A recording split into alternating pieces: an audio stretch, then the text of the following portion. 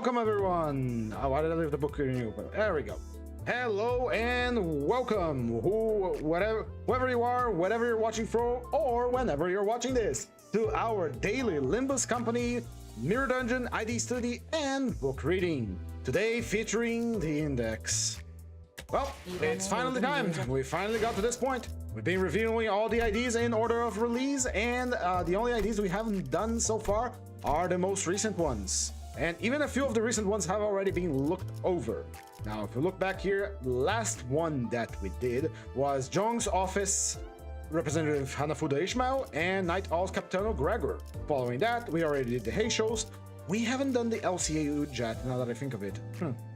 I might have fucked up. I should have done this one solo first, because we already did Lobotomy Eagle Lamp, House of Spiders, Lobotomy Eagle Hornet we haven't done yet, or Faint Aroma, LCAD, so I kind of screwed up again. Ah well, what can I do? Actually, maybe not. Hold on. If I unselect these three fools here, and flip through the recent ones. So, yeah, no, I didn't screw up there in the next. It's just that LCU Jet Vanguard was released before or after Index Proselytes and Index in general. Well, it's finally here. The time is here. Yeah, they started too. It was really just a book jump scare.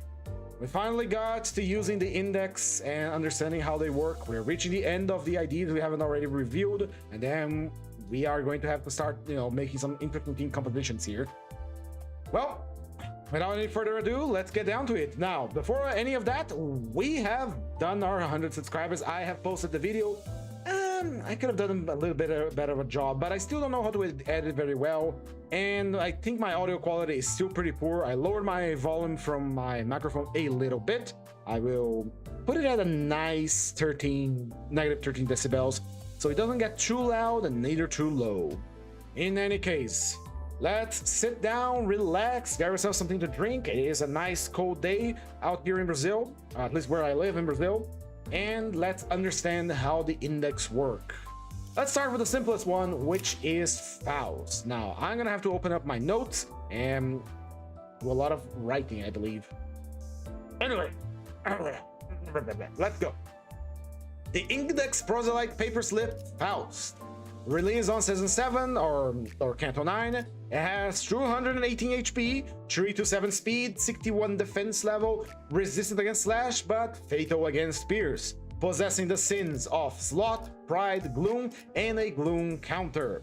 So let me write that all down. This one is Sloth, Slash. S2 is Pride, Slash.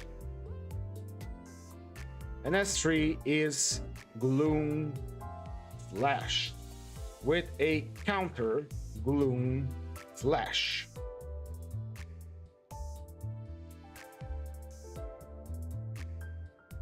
Gloom Slash. Go. Gotta keep my notes nice and tight. So Faust, weak 2, Fierce, Strong versus Slash. Here we go. I got 300 people that still can measure my allies next to Rio, who is preventing him from getting marked by the person. He is a tough fight, and he is going to reach his unlock stage no matter what you do. You are doing at the beginning of the fight against Rian is making sure he stacks as much karmic consequence as possible for not clashing against the target. This way, he will be taking extra damage from attacks. That is the purpose of the first stage of the fight. Once he's going to pop Furioso at some point, there is fortunately nothing you can do about that. But here we go. Faust, passive. Prescript delivered on paper slip and Will of the Prescript followed by Proselyte's Blade, which is unique. Start with the Prescript. Turn start. She gains Prescript paper slip 2, 3, and 4 based on the grace of the Prescript on self. Inflicts Prescript target on a random enemy. Applies Mark of the Prescript to a base attack skills on this unit's dashboard. 1 per slot. Maximum 2 skills. At 6+ Grace of the Prescript, the effect above prioritizes skill 3.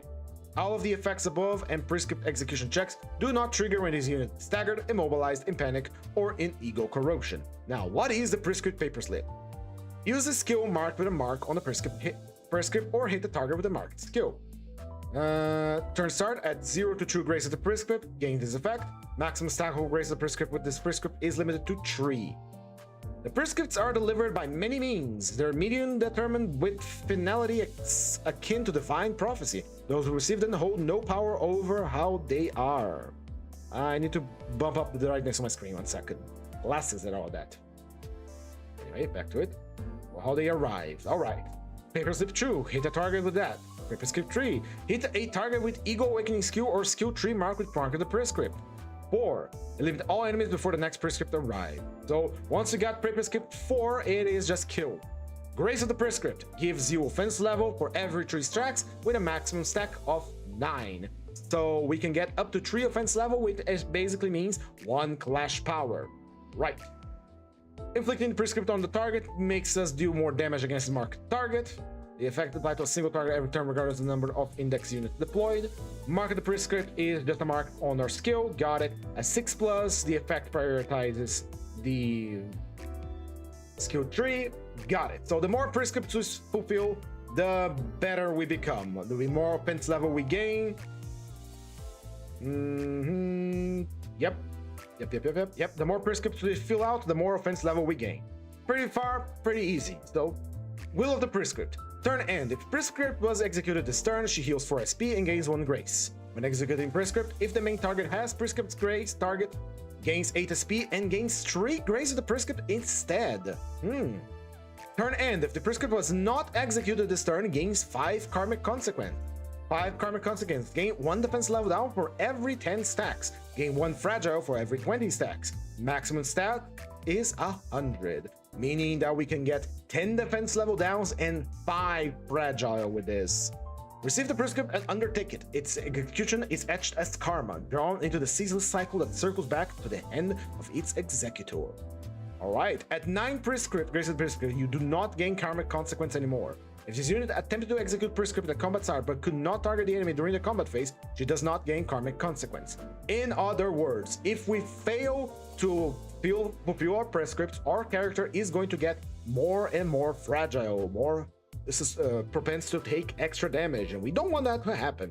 However, once we get 9 grace of the prescript, we do not care about the prescript anymore. Because at 9 grace of the prescript, our 4th prescript is going to be a simple kill enemies. It doesn't matter who. Right, got it. Finally, her unique passive Proselyte's Blade, which requires Sloth, Pride, and Gloom. Deals 3% more damage with skills marked with Mark of the Prescript for every grace of the prescript on self to a maximum of 16. At 9 grace of the prescript, you deal 20% more damage with base skills instead. So once we are at 9 grace of the prescript, we are doing 20% more damage with our base skills just by having this. So it's already a crazy amount of damage up going on around here. On hit with a base skill against a target with prescript's target, she gains 1 poise and inflicts 1 sinking, once per turn. Increase the number of times this effect can trigger per turn by 1 for every 3 grace of the prescript on self to a maximum of 2. So hitting the enemy, we gain crit chance and inflict sinking on hit. At 9 grace of the prescript, base skills inflict +1 sinking potency, and this unit gains 1 more voice potency. So again, hitting the enemies, that's more sinking on that and more crit chance for us. Alright, so we got it. Baseline playing for the prescript, the index here is do the prescript. That's all there is to it.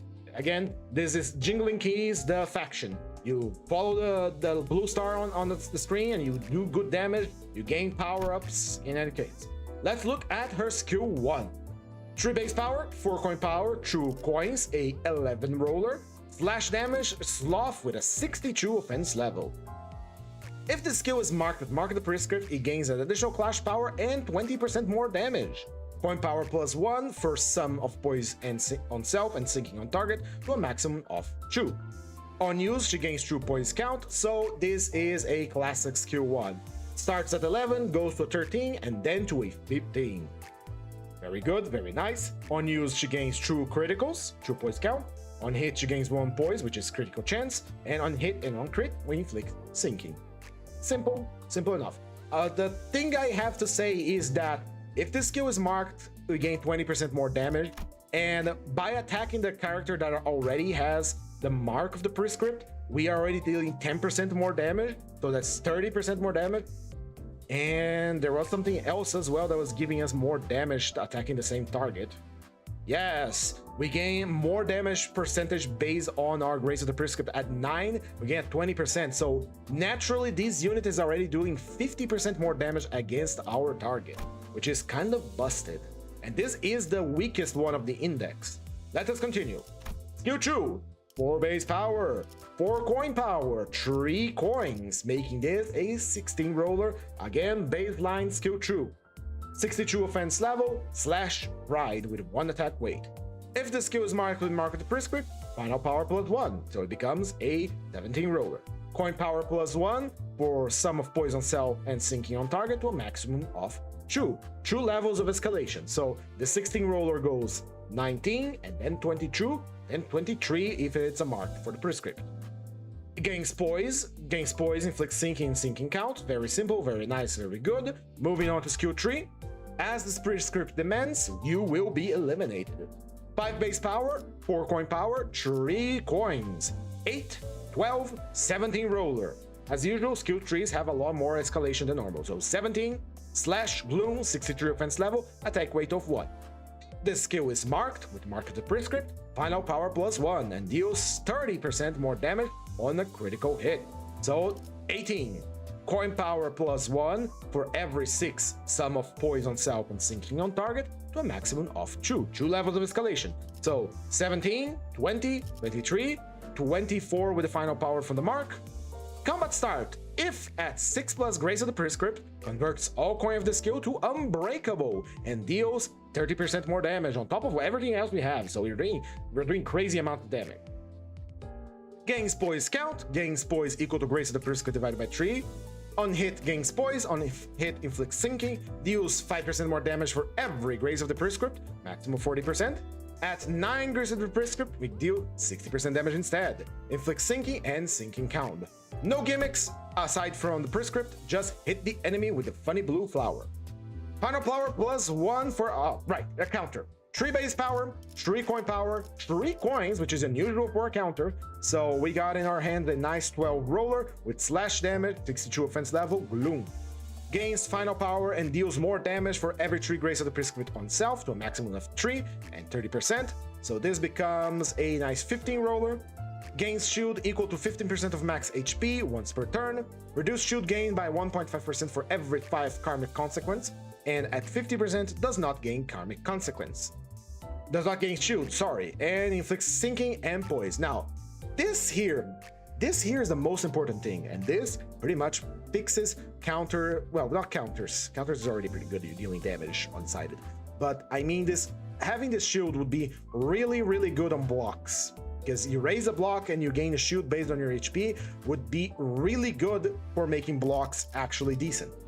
Anyway, that is the Index Proselyte Paperslip Faust. It is very simple. Use the jingling keys, follow the blue star, hit the enemy that is marked, gain Grace of the Prescript, avoid karmic consequence, become one with the will of the city. Let's give some ego on her, shall we? Because we are a sinking poise team. Poise team, here we go. Ego. We have Thorocalgia, which is good for poise. We could use Fluid Sac, which is, I believe, just for healing. It doesn't give us sinking. I believe it would give us sinking. For our Tef level, we have Hexnail, which is Envy and Pierce Fragility. No sinking, no poise support. We only really got the choice between Lasso and Hexnail. I'm gonna go for Hexnail. And for WoW, we only have the choice for Everlasting. Moving on, let's check out Dawn. Now let's get into more complicated IDs because this one has a shit ton of attacks. So let's take this nice and slow. Because I'm not too worried about time today, even though it's Sunday and I want to play games with my friends after this. Mostly because with these busted units, the Mirror Dungeon is probably going to be very quick. In any case, the Index Proxy, Efflorescent Eagle, Procuration Don Quixote. 219 HP, 3 to 6 speed, 62 defense level, fatal to pierce, resistant against slash, much like Faust. I wonder if the Synod base eagles can possibly gain an appetite 5. It is very likely that it will get, because they're very tied to the story. So we'll see how that goes. Maybe we'll get synchronization finally. Who knows? Anyway, Dawn. Dawn is sinking poise as well, I am fairly sure. Weak to pierce. Strong versus slash. Now, she possesses the scene of lust, pride, gloom. Write that down as well. All of her damage types are mixed because she starts with blunt and then goes into slash, which makes it a little bit annoying for certain things. But anyway, so it is lust, pride, and gloom. It goes blunt to slash. Because we know she has a second form. We get that. There we go. Let's read her passive. Just like before, we have the prescript delivered on a device. We gain prescript based on unlock, which is going to be the grace of the prescripts for this character. We inflict the target. We have the mark of the prescript. At true unlock, the effect prioritizes skill tree. All of the effects above in prescript execution checks do not trigger if you're staggered, immobilized, or whatever. And if we are at unlock tree, we gain Shin Procuration. Shin gives us mean and maximum speed of +2, offense level +1, defense level +1, gaining more poise potency and poise count for our skills, dealing more damage based on our missing HP with base skills to a maximum of 40%. And this is a permanent thing. Unlock pretty much is giving us the same thing as before. Defense level on unlock 2, max combat and heals SP, and on unlock 3 we gain more defense level and heals more sanity. But the idea that immediately becomes slash at the end of the first turn, kind of. We'll see about that. Will of the prescript. Is the purple line in refraction supposed to be easy? Not on release. Anyway, will of the prescript. Turn end. If prescript was executed this turn, heal 4 SP and gain 1 grace of the prescript. So not only do we have unlock, we also have grace of the prescript already. When executing a prescript, if the main target has the mark, she heals 8 SP and gains 3 grace of the prescript. If the prescript was not executed this turn, she gains karmic consequence. And at unlock level 3, we do not gain karmic consequence. If this unit attempts to execute the prescript at combat start, but could not target the enemy during the combat phase, does not gain karmic consequence at turn end. Right. Unlock an efflorescent ego procuration. At 3, 6, or 9 grace period, we gain unlock 1, 2, and 3. If this unit gain unlock 1, consume 15 SP to enter efflorescent ego procuration state.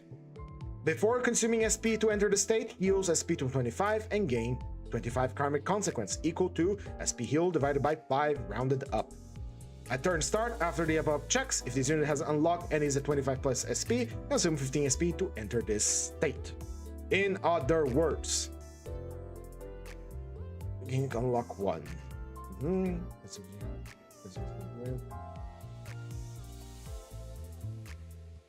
We gain karmic consequence no matter what we do, unless we are at full sanity, if this is what I'm understanding. Because the moment we get 3 grace of the prescripts, we are going to enter unlock 1. And once we enter unlock 1, we're going to consume 15 SP and enter our special state. Before we consume the SP to enter the state, we heal 25 SP and we are going to gain karmic consequence equal to the SP heal divided by 5. So rounded up, so it's going to be 5. If we are at full sanity, however, we do not gain our karmic consequence. So if I understand this correctly, and I often don't, but let's see. Where is it? Prescript. No. Prescript target, also no. Unlock. Also no. Defense level, also no. So what I understand here is that we want to get our sanity as high up as possible to avoid gaining karmic consequences. Right. Are we getting new lines before Wall Night or during, or is it coming to Kanto 10? What do you mean new lines? You mean new railways? We probably have a railway coming soon. It's on the roadmap. Any case, At turn start of the above objective, this unit has unlocked and is at 25 plus SP, consumes 15 SP to enter this state. So if we are at maximum sanity at turn start, we also enter our special mode. This unit gets staggered when entering Inflorescence Ego Procreation state. Recover from stagger.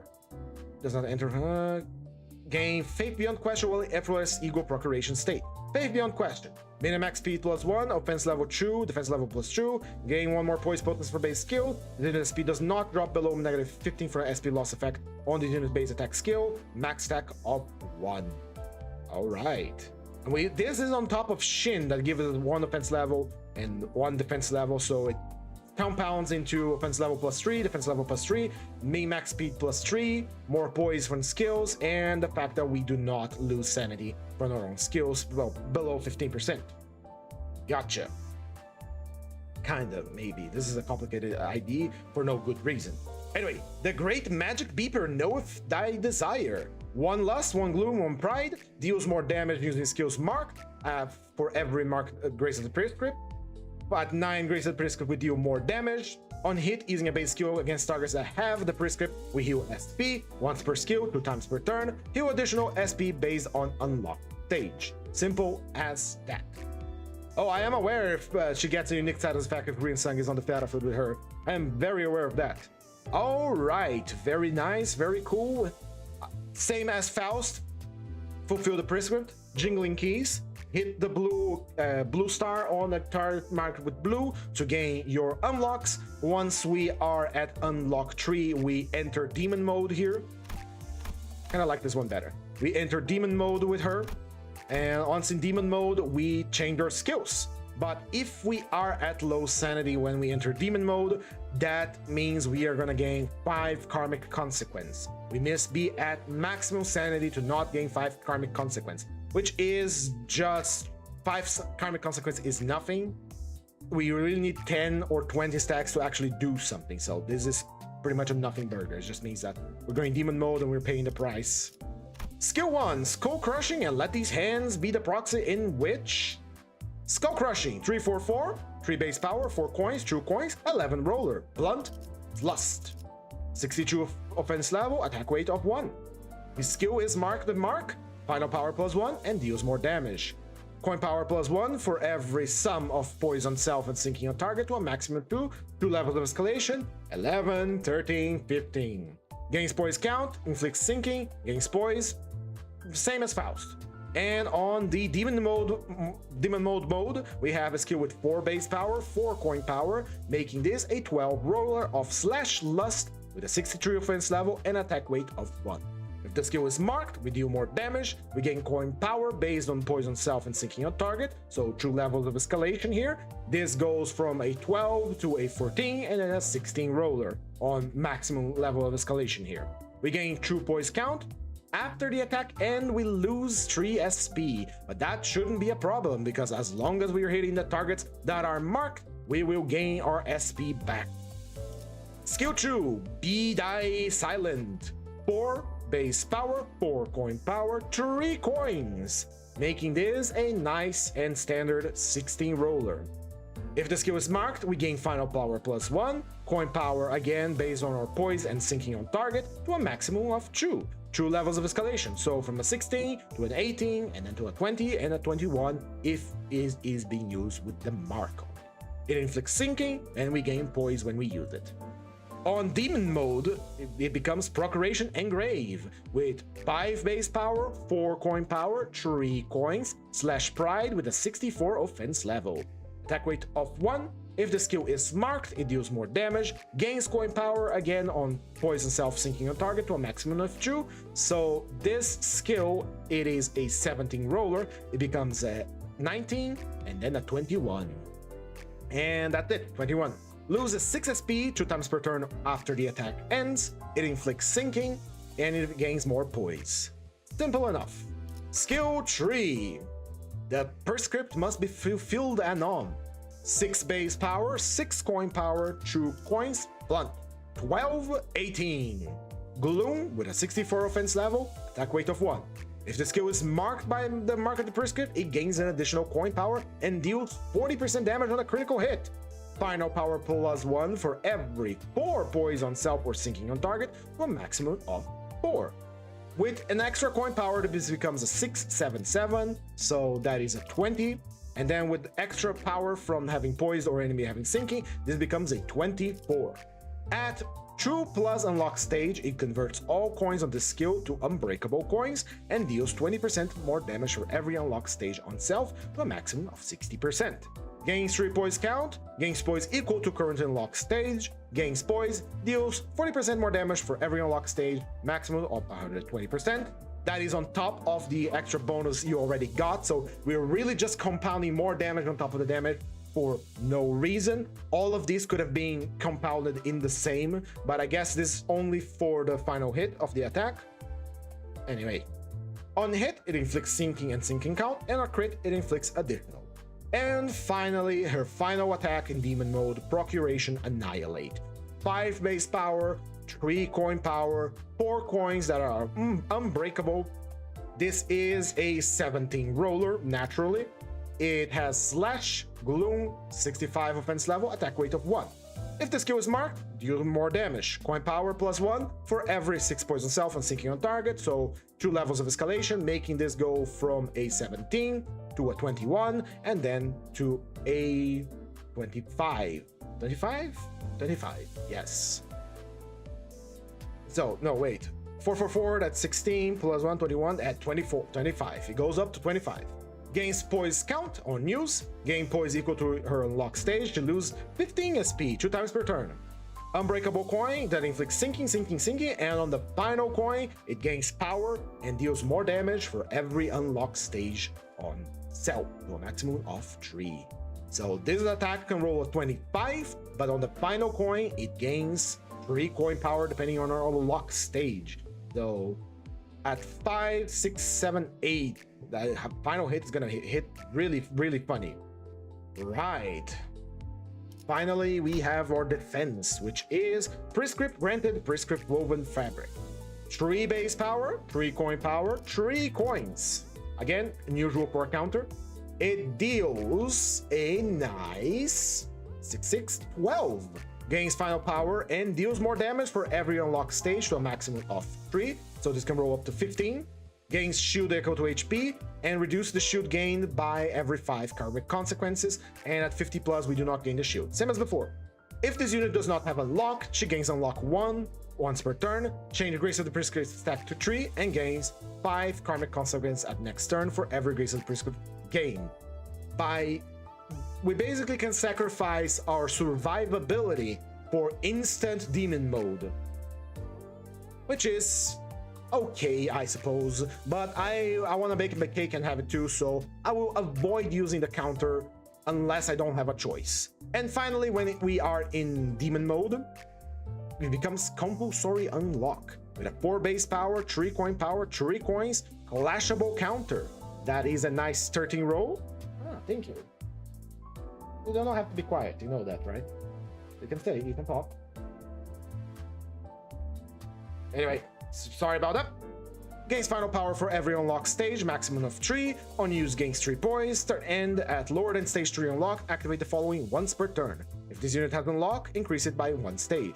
At less than 6 or 9 Grace of Prescript, change its stack to 6 or 9. Gains 5 karmic consequences at the start of next turn for every Grace of Prescript gain. Inflict sinking, inflict sinking. So once again, if you are confident that you're going to be winning every clash, or you're not facing unbreakable coins, you can force her to go into demon mode, which is what I'm going to call it. However, you're making yourself more vulnerable for immediate power, and if you're facing someone with strong unbreakable coins, this might spell out your doom. Anyway, we got how she works. Same as Faust, honestly. There's no gimmick here, only that she's constantly losing her sanity because when in demon mode, every attack will, eat away at her sanity. Of course, if she's on a high unlock level, this is not a problem at all, so we'll see how it goes. We really don't have much options for egos here. We only have fluid stack that helps with our sinking here, and I do believe that Wishing Cairn gives us some poise. Yep, it does. Very nice. And finally, we have to do House of Spiders Insang. Oh boy, this is gonna be a mouthful. And we're already 36 minutes on this. So let's take a look at him, shall we? An infamous person that keeps children in his basement, canonically. If you have seen his Update story, he literally does that. Let's see what he can do. Alright, let me strap in. I really don't want to do this, but I gotta do it. Anyway. House of Spiders Index Nurse Father Yiseng, 248 HP, 3 to 8 speed, 62 defense level, ineffective resistance against slash, fatal against spears. Possesses the sin of gluttony, pride, gloom, and wrath. Funny 9 coins. Oh man. Let's begin with his passives. At turn start, he gains the prescript device, much like Dawn and Faust, and you gain it based on our unlocked stage. Now, unlike Faust, which only has Grace of the Prescript, Dawn and Yiseng have Unlock, which is a mechanic from Library of Ruina from the Index fight, which was pretty nice.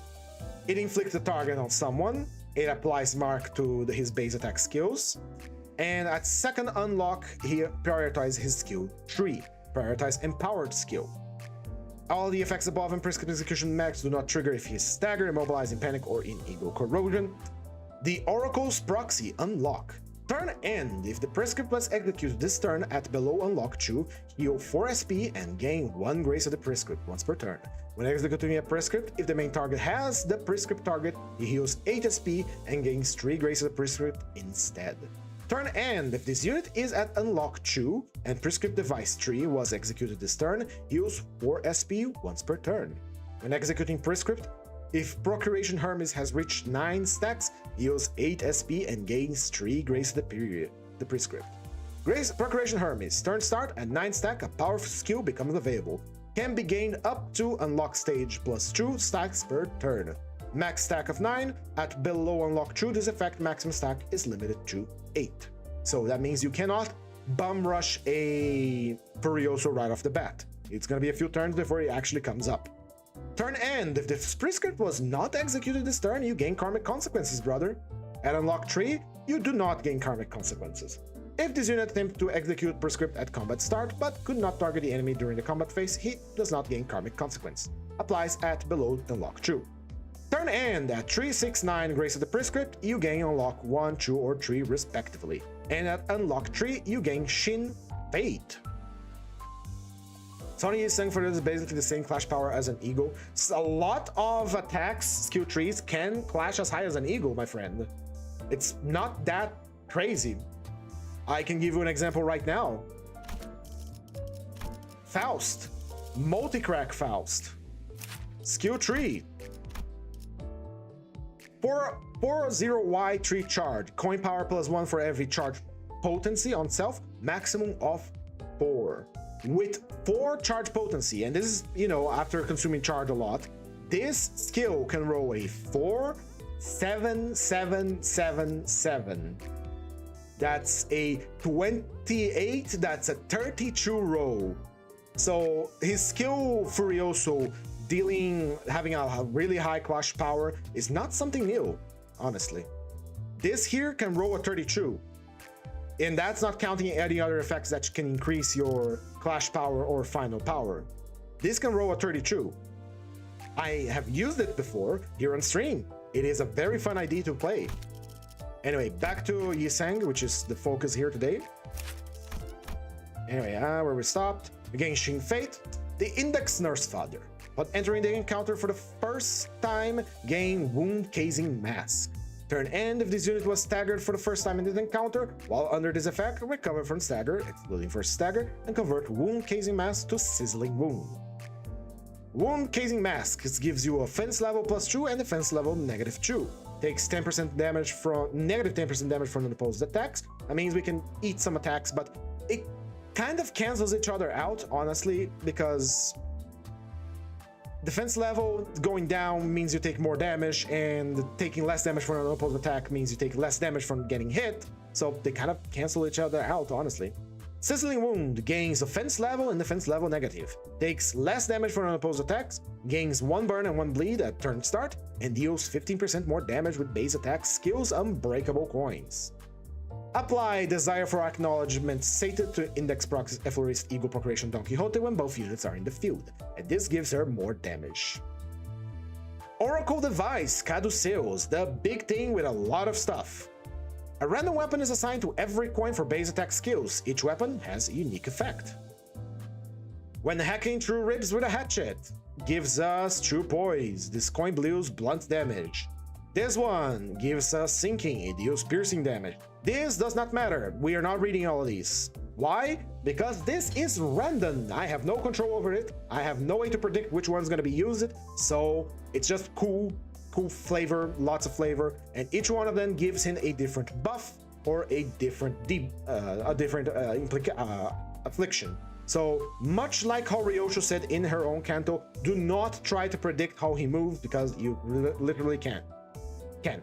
So yep, that's it. There's no way to predict that. So when hacking through the ribs with a hatchet, when penetrating the lungs with a stiletto, when cleaving through the shoulder and the skull with a bastard sword, when punching 10 or more holes in the torso with a rapier, when caving in the back of the skull with a hammer, when rending the body with a great sword, when boring a 20-inch hole with a lance, when ripping the flesh to 10,000 strips through the whip, when lacerating through space itself with a scythe like a certain someone.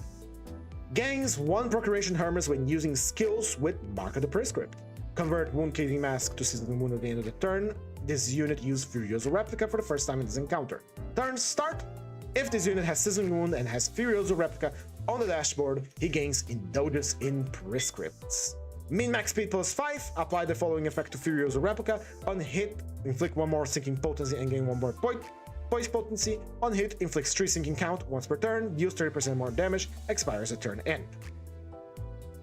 Imitation of a Life is his unique passive. Well, all of these are kind of unique for him, but you know, this one requires resources to activate.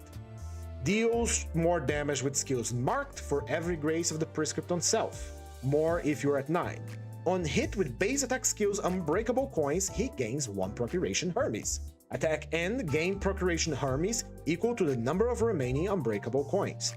Furioso Replica attack end gains Procuration Hermes next turn equal to the number of this skill's remaining Unbreakable Coins divided by 2, rounded down. If Procuration Hermes reach 9 stack this turn at turn end, and if this unit does not have a skill tree on the dashboard, the start of the next turn, convert a base skill to skill tree. Prioritize the skill on the leftmost slot bottom row. In short, let's see here, hold on.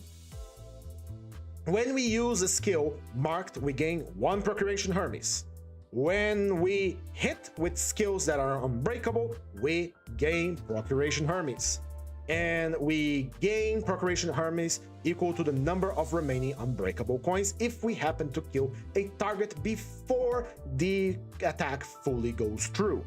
And in this case here for Furioso Replica, we gain half the coins back as Procuration Hermes. So if you do happen to kill your target before finishing your attack with Unbreakable Coins, you gain your Procuration Hermes back.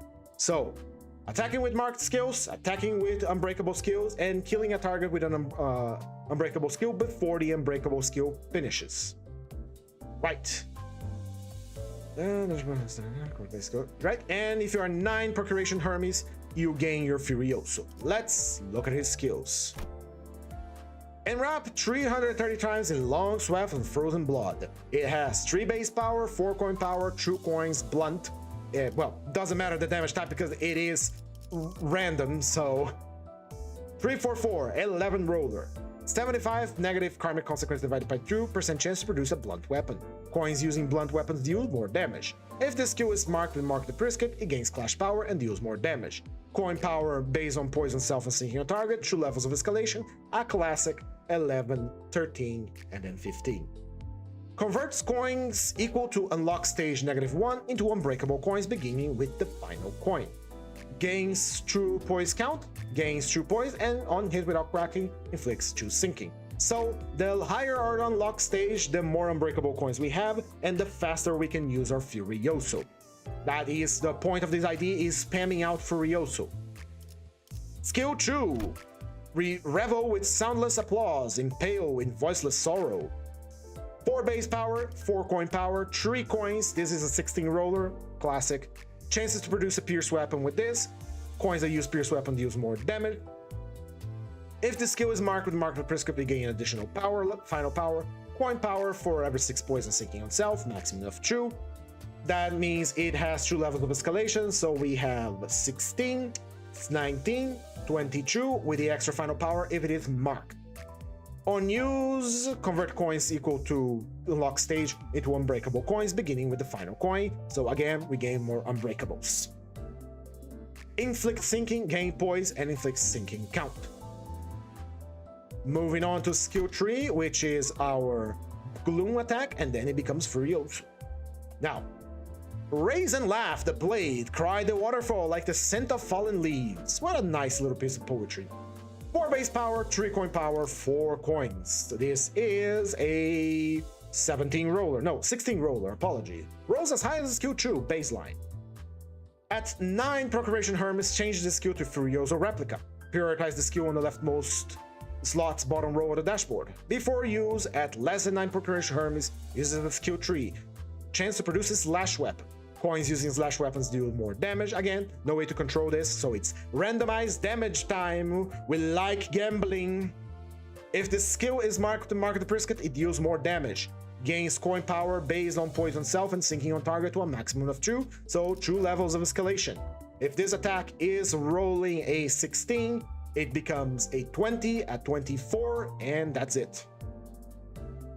Convert coins equal to unlock stage +1 into unbreakables, beginning with the final coin. Gains poise count, etc, etc. Gains damage for every unlocked stage on self. Gains inflicts sinking count, inflicts poise, etc, etc. So, same as before, inflicts poise, inflicts sinking, gain power based on the poise on self, and sinking on target.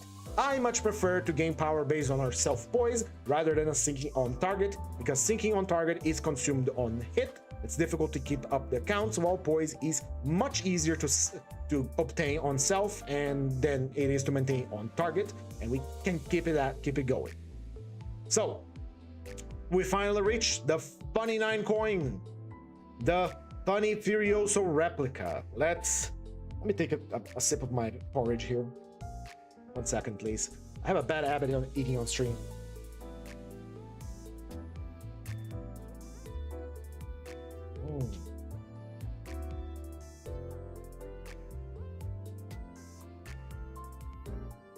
This is good shit. All right, here we go. Furioso replica. 3 base power, 3 coin power. Oh boy, 9 coins. That means it is a 18. Hold on, I'm not good at math. I should be. This is an easy calculation, but I don't want to think. So 3 times 9. 27. This rolls 30. This is a 30 roller with natural. It is a 30 roller with 65 offense level, high attack weight, and a unfocused volley. Only 1 copy of this skill can exist on the dashboard. If this skill is marked with marked prescript, deals 10% more damage. The skill's coin power does not change. Instead, for every net coin power increase, final power +5, and deals 25% more damage. This skill is not affected by paralyzed. Final power +1 for every 6 poison self on the main target. Sum of poison self and sinking on the main target to a maximum of 2. This can roll a 32. If we have coin power increase, every net coin power increase final power by 5. What do you mean by net coin power? If you have coin power, does it increase by 5? Anyway. Combat start. Convert all coins of the skill to unbreakable. Should have just made them unbreakable to begin with, honestly. Inflict sinking and poise on every hit of the skill. Does not gain Procuration Hermes. On use, clash power +3. Gain 3 poise and 3 poise count. Attack and inflict 5 burn, 3 bind, and 3 fire to the next turn to all targets of this unit hit. It consumes all of our Procuration Hermes. And on the 9th coin, weapon assigned to this coin is fixed as Scythe. It deals 90% damage on critical hit. On hit without cracking, it is 3 sinking count. Right, so let's check it down and understand this. This attack, with no modifications, rolls a 30. That is not a crazy high number. It is scary because he has 9 fucking coins and a high attack weight. But here's what you gotta understand about Furioso. If there are multiple enemies, you are not hitting them all at the same time as a usual AoE from an Eagle. An Eagle, which does not have a focus volley, hits all the targets with the same damage. It's like bringing a hammer down on a group of enemies. This one, however, is going to attack one guy, move on to the next, attack that guy, and then I'm gonna attack this guy, and then I'm gonna attack that guy, and it goes ping-ponging around, so the damage is very inconsistent. If there is only one guy, however, you're gonna hit all the coins on him, so it's very consistent there. Because the skill has a fixed coin power, its escalation of damage isn't that high, although he has a shit ton of things giving him extra damage, which makes the damage high, so there is that. With Poison Self and Sinking on Target, we can make this attack go to 32, which is, you know, the same as the Faust ID we just saw, so they could clash together, but he has a extra clash power with the skill, clash power plus 3. So technically this is a 35 on a clash with Poison Self Sinking on Target. And finally, this line I does not understand. For every net coin power increase final power plus 5 and deal 25% more damage. How do we increase coin power? I don't know. He has nothing in his kit that increases coin power, for Furioso at least. So, assuming this goes, he can deal... What is the cat doing over there? Assuming this goes through, we can get 5 final power, so this becomes a 37. With extra class power, it can goes up to 40. Alright. That's it for you. That's Furioso. That's how it works. And finally, we have by Unpredictable Win, his Evade. For base power, 10 coin power, 1 coin, 62 offense level. Gains coin power on unlock level 3. Combat start gains poise. At below level 2, activate the following effects once per turn. He forcibly goes to unlock level 2, gains Grace of the Priesthood up to 6, and gains a shit ton of karmic consequences. Right. Honestly, I was expecting this to be a lot more cancerous to read through, honestly. It is not.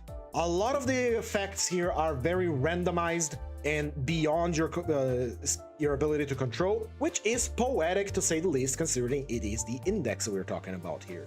Because you don't know which weapon he's gonna pull out next. Much like Ryoshu said, don't try to predict what he's gonna use. So for skills such as skill 1, 2, and 3, which deals more damage if he pulls up a weapon that matches the skill, it doesn't make a difference because you can't control that, so I'm not gonna keep track of this. Procuration Hermes we gain by using marked skills with unbreakable coins, and by killing before we finish the attack.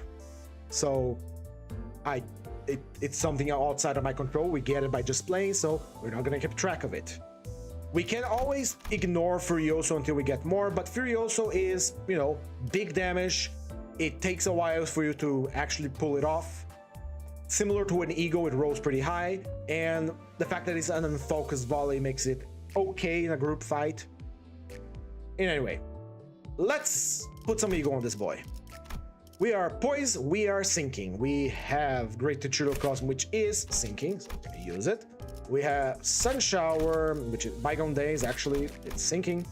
Half we're gonna use for Match Flame or Wishing Cairn, which is not actually that good. Let's go for Match Flame. Nah, let's go for Wishing Cairn. And Fellbolt is about poise, but yeah, this one's good. This is good. As long as we don't kill our friends with it. All right, we have successfully revealed the index. Let me just take a sip of my porridge here, delicious porridge, and I will continue to say my thoughts about it.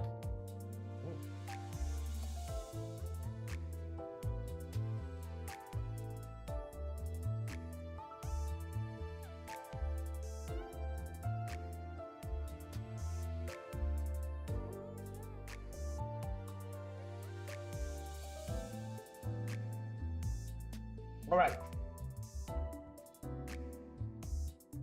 Here we go. Sorry, it was delicious. I scarfed it off that one on go. So good. The index team is the sinking poise team, and I don't like them very much because their mechanics really aren't that deep. It makes sense because it's a unit that is blindly following the will of the gods of the city, so you don't have much control over their gimmicks. Just attack the enemy that is marked, use the skill that is marked, You will do fine. It is kind of boring. It is very boring, but they are very powerful because they have several skill effects that are giving them power-ups, damage ups. Now, I'm fairly sure I run this thing before, but yeah. No, I have run these motherfuckers before. Why am I examining them again? Whatever. I've run them before with an app that actually gave me prescripts to use, so it was very interesting. In any case, they gain far too much damage up by just following the prescript, which makes them rather boring. At this point, might as well press P enter and let the game play it for me, which is what a lot of people do. I do not like the index IDs. They are powerful, undeniably so, but they are boring. You know what I like? I like running, for example, Honglu and Heathcliff as, you know, full stop office. I like running the Ego IDs for Ryoshu and Iseng because they have fun kits, which makes you consider, should I use this attack or the other one? Well, this one, if you're not using the index, the marked skills, you're just kneecapping yourself. There's not really much to say. Anyway, we have to build a team, unfortunately, because we're going to deploy it in the mirror dungeon, because I'm fairly sure they could go with no support and they would do fine because of how much bullshit they have on them. But let's try our best to build a poise sinking team. Now, for poise support on Ryoshu, we do possess this that gives us more poise count and haste, and we are going to be specifically focusing on poise for this team. Specifically because it is much easier to maintain poise on self rather than sinking on the enemy for our power-ups. Right, let's see. Poise and sinking support on Mersal. Sinking support is existing only on the Ring Fog Student, which is just a defense level down. I'm gonna go for the defense level down. We could go for the additional damage for Blade Lineage Mentor for slash skills, but yeah, no, let's go for extra damage. We're already damage maxing with his IDs. They already do a ridiculous amount of damage, so let's go with that. For poise on Hongulu, we really don't have much of a choice here. We are gonna go for the extra damage, so not really how much had changed there. Poise sinking on Heathcliff. There is 0 poise support on Heathcliff, unfortunately. We do have the C association for extra damage, but that requires a Wrath Resonance that we do not have. We can use the Wild Hunt Heathcliff for extra damage against enemies with sinking, which is exactly what we're gonna do. For Ishmael, we also do not possess much in the way of sinking or poise support, now that I think of it. Fourth cat, this one increases our blunt damage, right? Yeah, more blunt damage. Yeah, we do have the Edgar family Butler for more damage against enemies with sinking. Which Ishmael ID uses poise? Good question. I think Family Hierarch Candidate? Yeah, she uses it. Pequod Captain, Family Hierarch, or Shishung Ishmael. She Association also uses poise, but her passive does not give support to the team. Does Zhong's Office use it? No, it's Sinking Tremor. So we're gonna go for Edgar Family Butler, which is another poise sinking ID.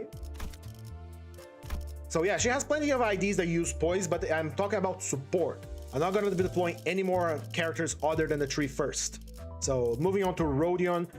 Rodion, you kind of already know what it is. There is not much in the way of support for our sinking poise team here.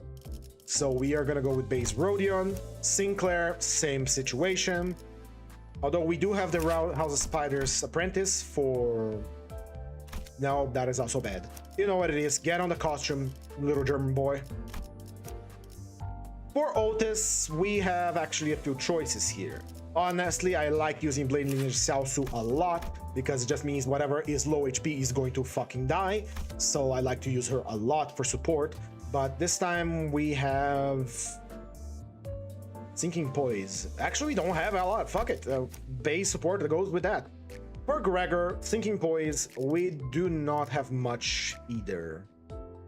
Sinking Poise, Sinking Poise, Sinking Poise, Sinking Poise. The only sinking we have is Edgar Family Heir, which gives us Gloom damage up by making the ally lose SP, which is not great. I'm gonna stick to the Corp Manager Corporal because it's healing. Right! We have our team, not even gonna review them because there is no need to. because they are so strong. They really don't need to review the team that we're going to be deploying, but I'm going to do it anyway because I've changed my mind because I do that in every stream. Anyway, Edgar family Chief Butler Ryoshu is providing us with additional poise count and haste. Blade Lineage Mentor Merso is providing us with additional damage with flash skills on crits. Think Tang Honglu is giving us 20% more damage. Wild Hunt Heathcliff is providing us with additional damage against enemies with sinking and low sanity. Edgar family Butler Ishmael is providing us with more damage against enemies with sinking. Baze Rhodia is giving us more damage. Blaus Mariachi's Chefe Sinclair, more damage. Blade Lineage Salsu Otis is more damage against enemies with low health. And G-Corp Manager Corporal is giving us health on Clash Wind, which will not be a problem really. We take Favelair the Nebulae, but we're not gonna take Starlight Guidance because, let's be honest, we do not need it. And I need my Starlight. Thank you. We are going to be focusing on Poise and taking Cigarette Holder because that's extra power up for just having Poise, which is always good. For our starters gifts, I kind of want to take Providence of the Prescript because, you know, it's for our characters, but we are not going to take it. We are going to be taking Lithograph and Zippoliter. That is it. We don't need anything else. This thing is very powerful. Let's get down on the dungeon. Oh boy, sure talked a lot. 1 hour to review these 3 goobers. We got Nebulizer here, so we're gonna go straight for Nebulizer. Nebulizer is incredibly powerful. So again, I do not like them. They are kind of boring. They just follow the prescript and you're gonna get shit tons of power up, which I guess in lore makes sense. You know, these units are not following the Wheel of Dante, they're following the Wheel of the City. So I just think it's boring. I like to control my units and not tell, hey, use these skills. See, if you don't use these skills, you are missing out. We're just gonna do this the entire dungeon. There is not much I can say. They are boring, they are easy to use, there's nothing I can say. Just use these and you do everything good. Just follow the Will of the City, bro, and you'll be fine.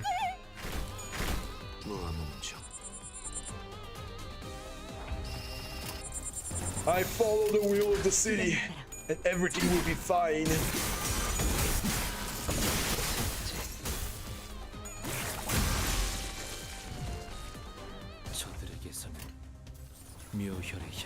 See?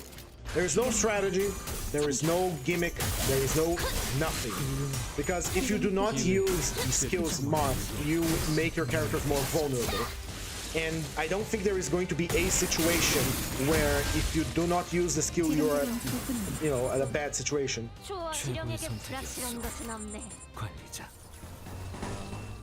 Maybe on the story mode where certain attacks you have to use something else or you're gonna, you know, get shafted.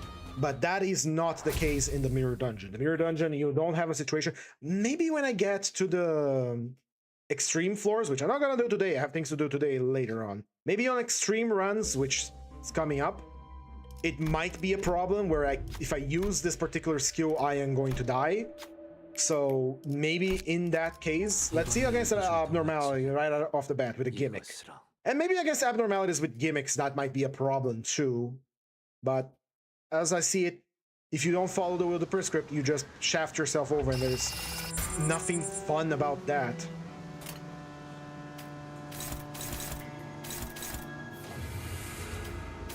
Like, for example here, this battle in particular.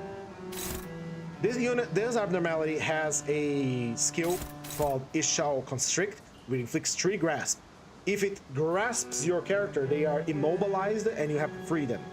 But automatically, we already, you know, targeted this same skill slot. So even with a character with a gimmick, maybe I was lucky, who knows? But even a character with a gimmick, I'm still gonna win with a skill 1 because we gain additional flash power against targets that are marked.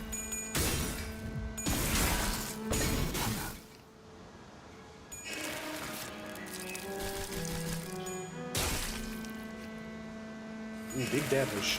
Will he get staggered? No, but 6 stacks of 16 bleed. That's dangerous.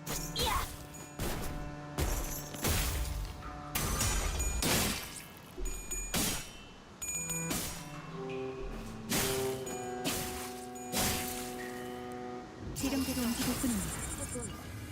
좋아, 지령에게 불합리한 것은 없네. Again, no strategy. Just hit the colored marks. You'll be good. 그러니 우리도 아무런 위협 없이 대처할 수 있을 것일세. And because we had max sanity, we didn't get any karmic consequences for Dawn. Everything is just going as the will of the prescript demands. It goes, right? This is gonna be a boring. I'm not gonna be bitching a lot about this. I don't like these IDs, man. I don't like the index in general. On a conceptual level, I do not like them. Oh, but we lost a lot of health there because we are... what's it called? It's a bleed boss. It inflicts a lot of bleed, and we are losing less than 5 characters.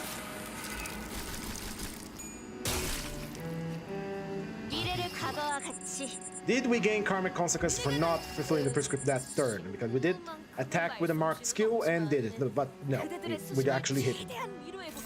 Right, here we go. Just hit him with the marked skills, bro. There is enough to do. Follow the jingling keys. I need to stop bitching about this.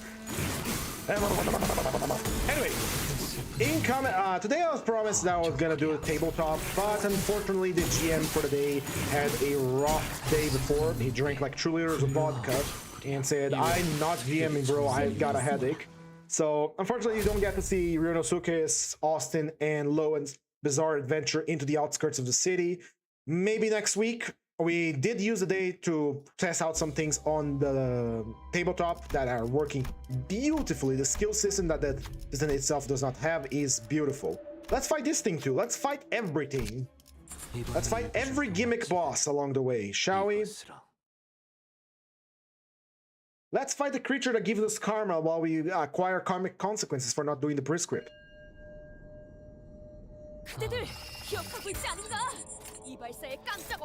Alright, let's go over here, and over here. Aren't we supposed to be resistant? Why are you all using pierce attacks? You are supposed to use blunt attacks. Ah, you're using the one pierce attack you have. And you are also all pierce. I thought you were blunt damage, honestly. Does my form empties give the damage type that our sinner are weak to? No, he doesn't. All right, let's get hit by 2 pierce attacks and live. That would be cool, though. That would be really cool if my form empties could do that. Like, he makes all of his minions deal the damage type that your sinners are weak to, because it's your karma coming back. Or you know what? Better yet, when one of his minions get enough karma, he converts his attack damage types. Both the first, starting with like physical damage type, and then better yet, starting with sin affinity, and then going all the way to physical after certain stacks of karma has been accumulated. That would make them scary dangerous. Still got an attack to go here, but you're gonna have to get hit and gain some karma, boy. 그대는 어디까지 각오했을지.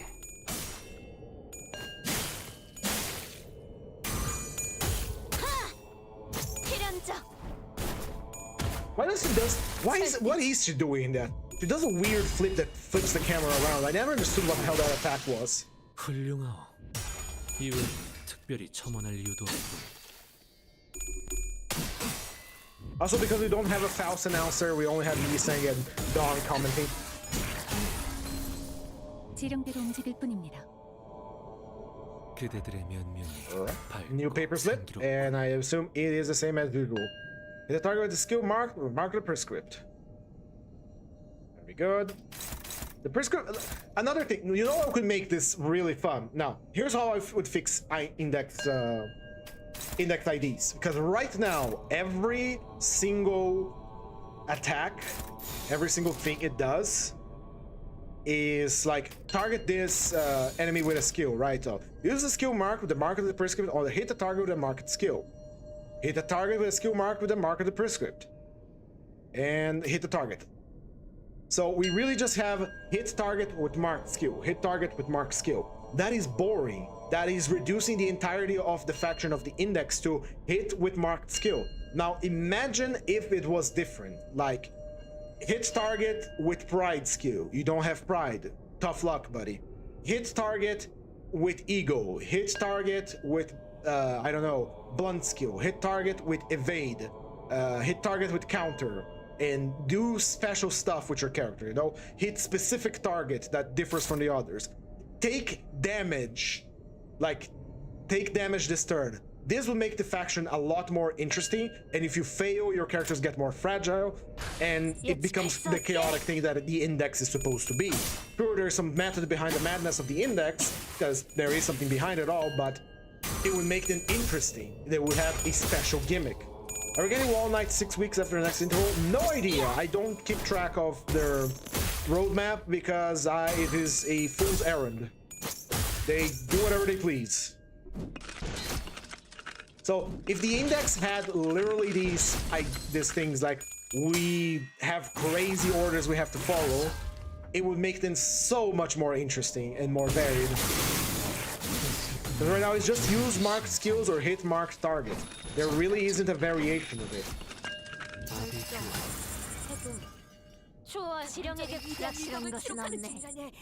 As long as you are using the marked skills, and sometimes it's bad because look at this.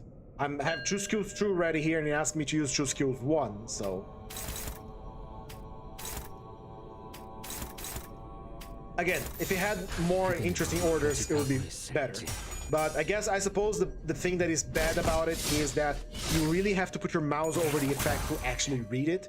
But much like how we got Blood Feast, which is a thing on top of our screen, this side here is a Blood Feast, we could also have like index order do this.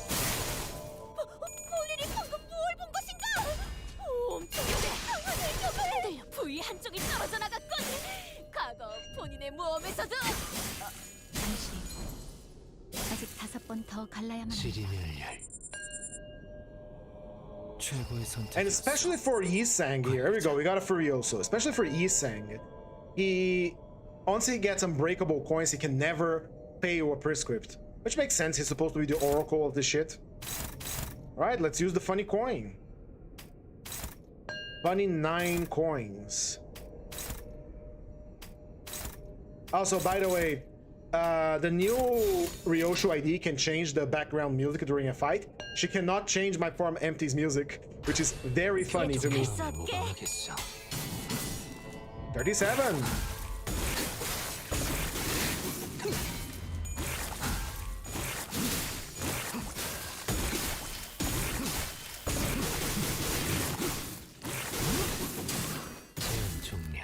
$857 damage, but it's spread across every character on the screen.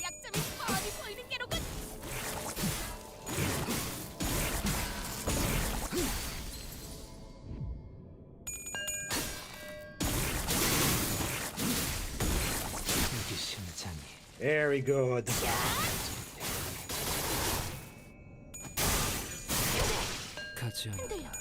맥없이 꺾이는구려.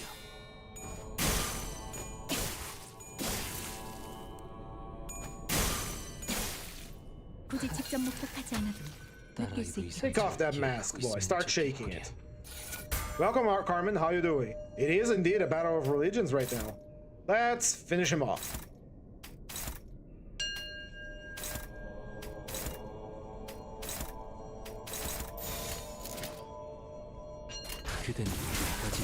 Yeah, I didn't imagine to be actual karma, the whole thing about the prescript. I just imagined like it was sort of like this. You receive a prescript and it's some inane shit, right? And you decide, I'm not gonna do that, that's stupid. And most people will tell you, no, you need to do the prescript because if you don't do, something bad will happen to you, which is kind of true. It's kind of how it works. Because the more you defy the prescripts, the more likely someone is to get an order to do something bad for you. But I thought it was gonna be, I thought it wasn't literal, like we literally gain karmic consequences on the characters when we fail to do the prescripts. I thought it was more like a fear everyone had so no one defied it. Allow me to tell you a story. Scientists did an experiment with monkeys' legs, as they often usually do. The experiment was as thus. We have a ladder in the middle of a room full of monkeys. On top of the ladder, there are bananas. So tasty. But every monkey is equipped with a shock collar. If any of the monkeys climb the ladder up to the bananas and pick one, everyone gets shocked. Of course, the monkeys don't know any better, so they go up the ladder, shocks everyone, and they drop the banana and don't do it again. Eventually another monkey tries it, and they establish cause and effect. Go up to get the banana, everybody gets shocked. And so the monkeys start ignoring the bananas altogether, because they know what will happen if they go and touch it. Now, the experiment proceeds. They remove one of the original monkeys and puts in a new monkey. This new monkey does not know about the shock bananas, and he goes and tries to pick on one of the bananas. The other monkeys pick up that monkey and starting beating him because he tried to pick up the banana. The monkey that tried to pick up the banana did not know what would happen if he picked up the banana, but the monkeys do not communicate, so he still does not know. So he just knows that if I try to go up there, they will beat the fuck out of me. And so they continue replacing monkeys that knew about the shock with monkeys that do not know, and every time a new monkey tries to go for the banana, they beat that monkey. Even the monkey that originally did not know about the shock banana starts getting in on it. Eventually, every monkey that originally knew about the shock is no longer present. It's all new monkeys, but all of these other monkeys learn that if anyone tries to go up the ladder to pick up the banana, we need to beat them. Why? I don't know. It happened to me. I think that's just the right way to go. And there we have it. This is what I thought the index was gonna be about, because like, would you really defy the prescripts if you know that something bad might happen to you? And at one point, is it really going to happen? Do you know if it's going to happen? I don't know, but everyone that ever defied the prescript, they sort of, got bad things happen to them, so don't defy the prescript, bro. It's better for you. Actually, if you defy the prescript, I am going to beat you, because there's a big chance that it's going to happen to me too, because I'm close to you. So that's how I imagine the index would be, not like literal karma that happens to you, but rather everyone is afraid that something bad might happen because it happened quite a few times. And I guess it kind of happens like this, and together with the karma, it does literally just happens like that. So it's an interesting thought experiment for this thing. Interesting experiment as well.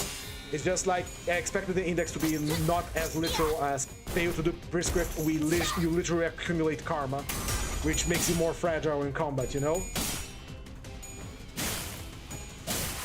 Hermes doesn't like the feeling of rejection. Yeah. In the thing, speaking of Hermes, I do believe that the whole Roland Larper thing that he made with Rian was him trying to figure out how Roland, of all people, managed to break free from the cycle of karma from the city, because the cycle of karma in the city dictated that he should have taken revenge against Angela at the end of the Library of Ruin, yet he didn't.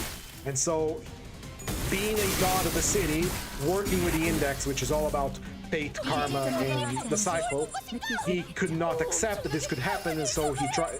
I think he was trying to figure out why the heck this happened. This shouldn't have happened.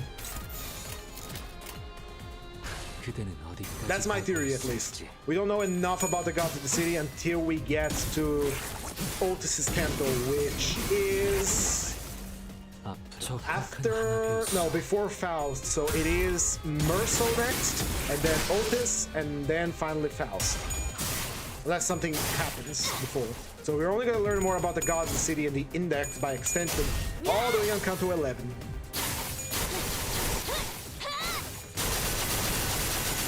Strike!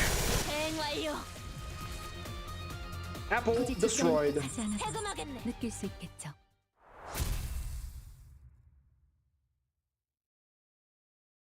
Anyway, I do not like the index on a fundamental level. It's a cool faction, I can appreciate that, but I do not like them very much.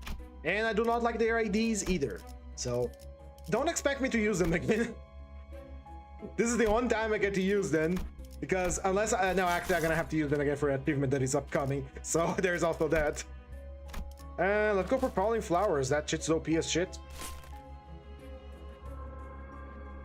There's really no strategy about using the index. There is really nothing.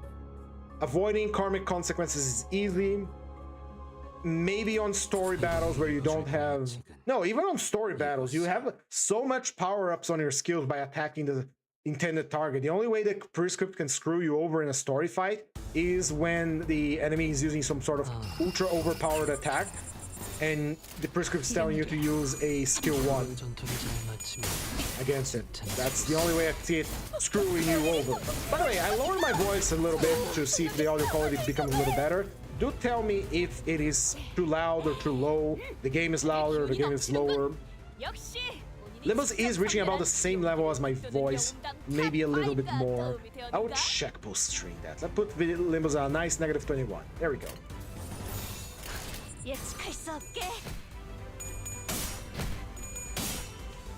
Time 1:21. Can we beat this in under 2 hours so I can read some Prime and Punishment for all of you and then still play Vermintide with my friends and wake up early?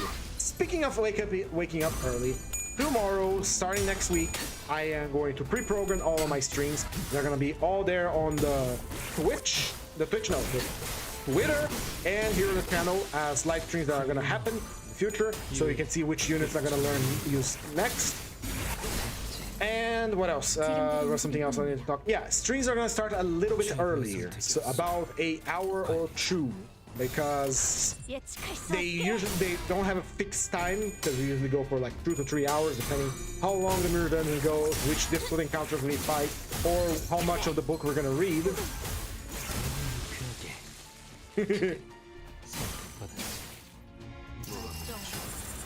No, imagine if you get a prescript that says just die gracefully. That's all you get, die gracefully.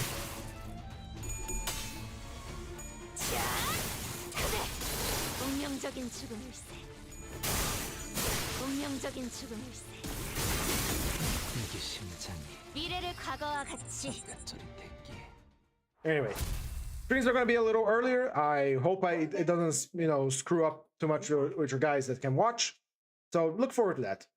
What you doing there, cat? I see you.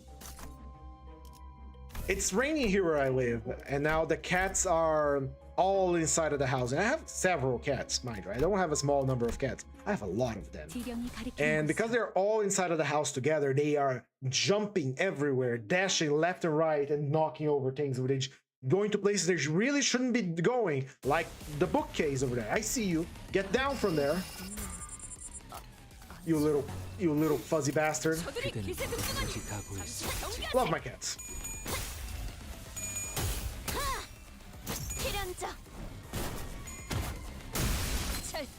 Again, what the fuck is this attack? I don't understand it. I understand like smashing the enemy with your bound hands, but this little flip, what the fuck is that?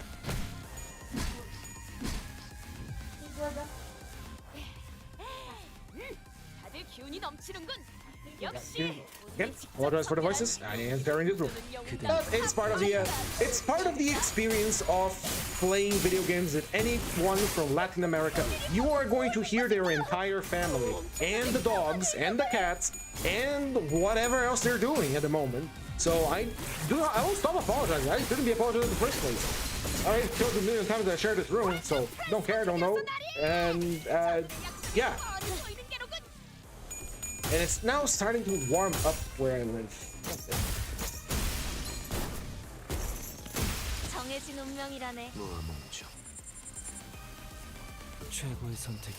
I love my jingling keys. Look at this. Look how much I have think, man. At least the mirror dungeon is gonna go faster. I don't have to use these IDs ever again. Well, I do have to use them when I'm gonna run Blade of the House of Spiders, so... But the good thing is that they're going to be consumed by Ryoshu when we do use her. And yes, we are going to use her on a Mirror Dungeon Extreme, because a creature of that power level can only exist in the Mirror Dungeon Extreme.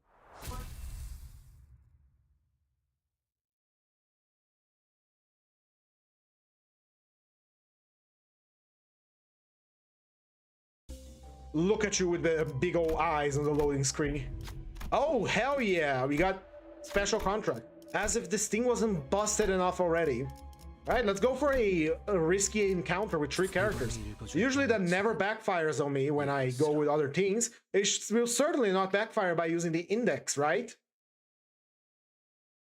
So anyway, while very powerful, the thing that makes them incredibly powerful is that they are all following the standard escalation for skills, which is, you know, skill 1 rolls 11, 13, 15, skill 2 rolls 16, 19, 22, and skill 3 is a whatever. It's not that they're obscenely powerful in terms of base numbers, it's that they are powerful because they have far too many damage increasing effects on their characters. The Grace of the Prescript increases the offense level, the Mark of the Prescript increases the damage the enemy takes from index units, the Unlock level also increases their power. Anyway, they don't have really high numbers aside from Furioso. They just have really high damage. They do lots of damage. That's their gimmick. They have average numbers here on their attack rolls. Like I showed you, one unit that came like years ago can do almost as much high roll as a Furioso.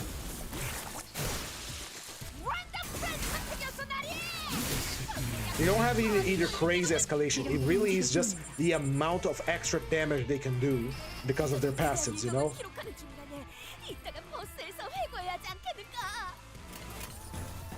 So in that aspect, they're not crazy. Is that just that back in the day, back when the game was still running, we didn't have any units that could do this amount of crazy damage. And I do fear that along the way, for making these units that do crazy damage, we lost something important about IDs with cool gimmicks.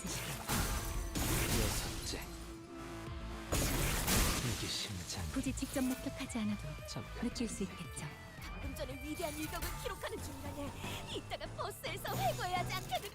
One guy survived. Kill him.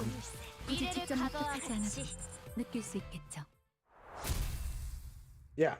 Now that I take a bit of a closer look at the IDs, they're not that crazy. It's just that they are what I like to call modern IDs, or the most recent ones, which all have some level of escalation, and they just have a shit ton of damage.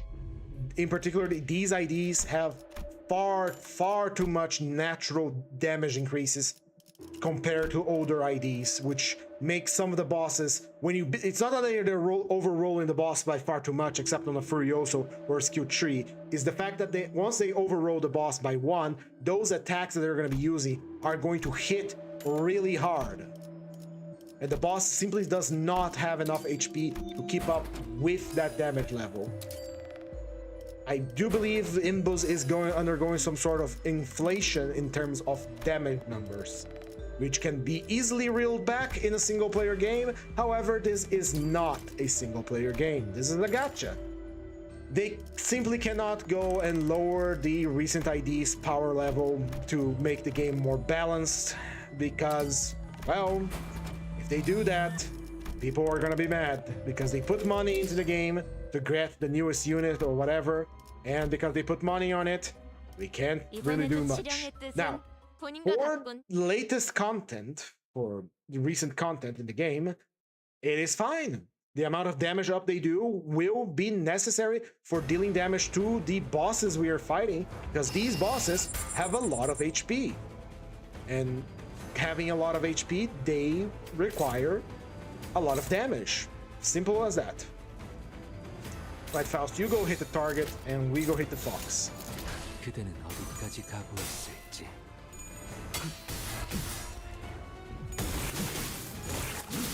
7, 10, 14, and 19. With a skill 3 is fine. Again, 9 unbreakable coins isn't that much, brother. Especially because those coins does not escalate with point power. The problem is the damage power up that we get. When they hit real hard. That's where they fumbled, in my opinion, on these IDs. And I think they fumbled because people were expecting the index IDs to be incredibly powerful. No, the index nurse father at least, and he is. And so they had to go all in on the damage on this unit. Because if they increase the base power of the skills, then you would have your broken ID in your hand. Because let's take a look here at Rian. Remember how I said that offense levels, they pretty much dictate if a unit is a better fighter or not, without us having to blow up the number of base power of coin power. That's pretty much what's going on here. His skill 1, let's take a look at the skill 1 only for now, is a baseline 11 roller. It has 3 base power, 2 coins with 4 power each. So it goes 3, 4, 4. It goes to 11. Once he has either 6 poison self or 6 poison sinking on the target, or a mix of both, he gains an additional coin power maximum of 2. So we can go 3, 5, 5 or 3, 6, 6. It goes 11, 13, and then 15. This is a baseline skill 1 for most IDs that are coming up recently, and some others more powerful from the middle of the game as well, as we have seen before. Same thing on his skill 2. It is a 16 roller, and it escalates twice to 16, 19, and then 22 with an extra final power of 1. What is doing the damage here, what is increasing the clash power, is the high offense level he has. Offense level in a character usually goes up by his level. So a skill has usually identity level plus 9 here. We have 64 offense level because he's 64 level here, and then he's gaining plus offense level from his effects. And a lot of these effects also increase the amount of damage you do. For example, if you attack the target that is marked with the mark of the prescript, you do more damage. If you use the skill that is marked, you do more damage. If you are at a high level of Grace of the Prescript, you do more damage. Yada yada, etc, etc. This part here, the whole deals more damage if you target the specific guy with a specific skill, and all the other shit that is giving offense level, is what is making Rian, Iseng, and some of the other units that came out incredibly powerful compared to bosses and IDs of the past. IDs of the past simply had their base power and their coin power, and sometimes a buff. More recent ones from the middle of the game started gaining escalation on their attacks. Some of them have only clash power, which does not increase their damage. But rarely they had like a shit ton of like deal more damage against this target, deal more damage against that target, deal more damage against the target, like we are seeing now. This is where it kind of fumbled over. Is the fact that these units have really easy, really powerful damage bonuses and offense level ups. If they actually had gimmicks to their prescripts that made them very unpredictable, very chaotic in their usage, they wouldn't be a problem, because if you decided not to follow the prescript you were given, like use a counter or use an evade or whatever it is, they wouldn't be as good, because every time they fail to complete the prescript, they would in turn become more fragile to damage, so you're doing a trade-off. By becoming more fragile to damage, the moment you fail a clash, because you tried to follow the prescript and the prescript told you again, use a skill 1 against this guy, you would feel that damage, so they would literally become glass cannons, which I think it was the idea here. And there we have it! Let's give it a good hand to the bot on Twitch trying to sell me viewers. Every day there is one, and I sort of appreciate it now. It means that Twitch is working. My stream on Twitch is working. That's it. Anyway, I think the idea for these units were that they were going to be glass cannons. I can feel that they had what's it called? They were going to add more effects to the prescripts, but they didn't. And I can easily think why they didn't. There's already the meme that Project Moon's fans cannot read. And so if you add another layer of reading for a for a gimmick unit. Sorry. Decided to add a layer of gimmick to the gimmick unit. Yet you have to read the instructions of the prescript and execute them to maximize the unit. Especially a hyped up unit like Riseng, people would get mad. People would start complaining. So to avoid that, they decided that it's not worth it to do that. So they decided, yeah, you know what? You do you, champ. You know, you can just clash against the marked. Go ahead and clash against the marked skills. That's actually better for you, don't you think? Yeah, go ahead and clash against those. You don't have to read. You don't have to pay attention to anything. Just use the skill that is marked against the skill that is marked, the enemy that is marked, and it's all going to be fine. The bottom chain, Moises, is on Twitch. I already deleted its message because I'm not paid to advertise bots. We have failed the prescript. Incredible. Think. No, the prescript was just use the skill, not to hit target. 좋아해. Goodbye. 지령에게 불확실한 것은 없네. Let's see what we got here.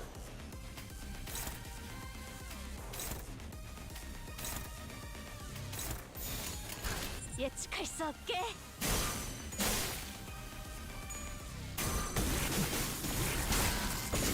이게 심장이 잠깐 좀 You know, I should start writing down all these rants I make and actually put it on Twitter and see what people think. 현명한 Might get more people here as well. Can't attract the public without being a little, what's it called? Controversial at times. And I'm just spouting my shit here on stream is on the empty space that I don't want to talk back. Forget what I'm saying. I'm just ranting. I'm ranting because my brain is slowly turning to mush because this thing is really boring to play. I don't have any tactics to play here. I don't have to worry about them. Just turn off your brain, look at the pretty blue flowers, attack the blue flowers with the blue skill. You will be fine. Index ASMR.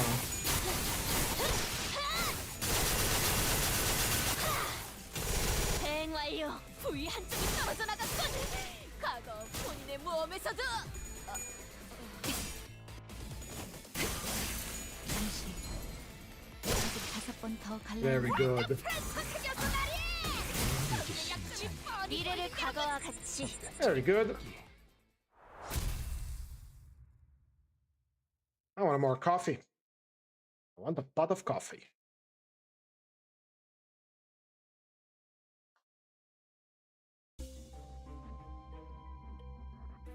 Right, here we go. Up here we have the UPS system. UPS system, yes. Give me more damage for my already broken team. Hello, Acidic Trauma. Welcome.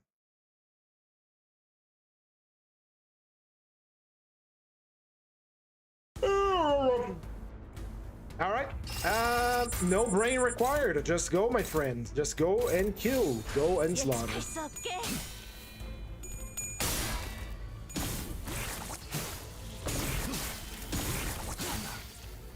Playing Little right now, 3 when we are in quota 7. We never got too far in the quotas with my friends because there's so many mods that added so many things that we couldn't get past certain quotas because of the amount of shit we had to contend with.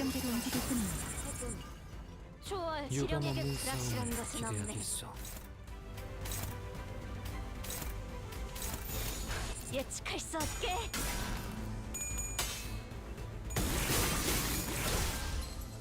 가지 않아. 내 것을 기대꾸려.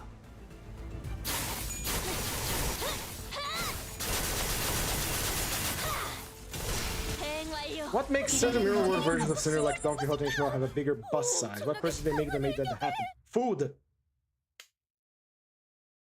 Food. That's it.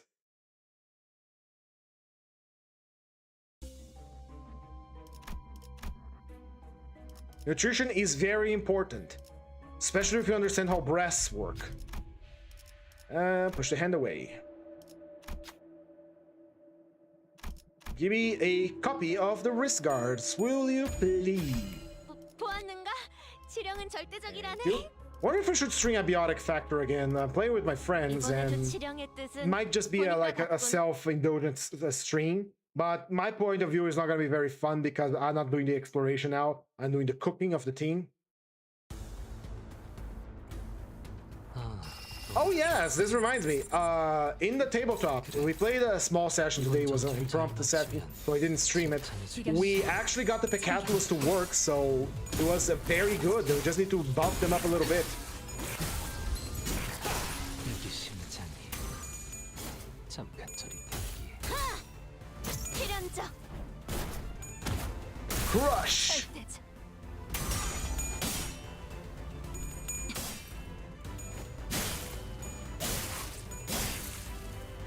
지령대로 움직일 뿐입니다. 그대들의 면이 Prescript have been fulfilled. 생기롭군. 그대는 어디까지 가고 있을지. Water bomb. That is such a cute little icon, man. I love the little icon. That is the only thing I like about the index thing. The cute icon for Don Quixote being patted in the head. She deserves it. Sora deserves it. It looks like a wet mouse, a wet cat or something.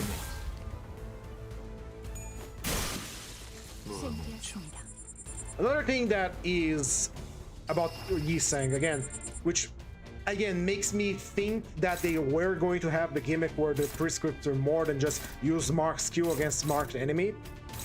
He has a mechanic on every single one of his attacks that, based on his karmic consequence, he has a chance to not produce the weapon that deals more damage for every one of his skills. So if you accumulate a shit ton of karmic consequences, your character would be unable to produce the weapon that gives him the bonus damage on skill, and so you would not get the power-ups that you wanted because you were playing like shit, or because the prescript decided to throw you a curved ball. Again, I fully believe they were going to have some sort of mechanic where the prescripts are more than just that. 지령에게 불확실한 것은 없네. Kill him. 지령에 따라 심장이 지리멸렬. Clear.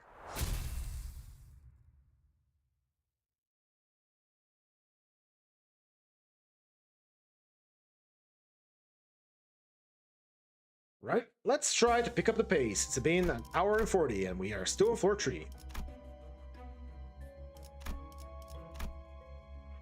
Right, on to the shop. We are poise sinking. We take Carmilla to make this even quicker.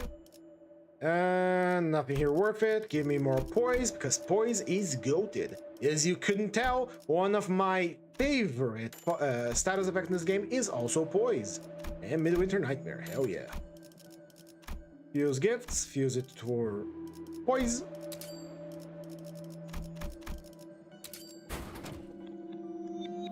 And Devil Fairy is very good because we can enhance that. Nice. Anything we here we don't use is Patrolling Flashlight because we are tanky little boys, and we can sell this as well. Why? Because I want to upgrade some other stuff. I want to upgrade the OPS system for the damage up. I want to upgrade the Curriculum Vitae for power up allies that have Gloom. And unfortunately we ran out of money. Can't have everything, except when you're doing the Meteor Dungeon Extreme, and then you have everything and more. On to the battle, my little indexlings.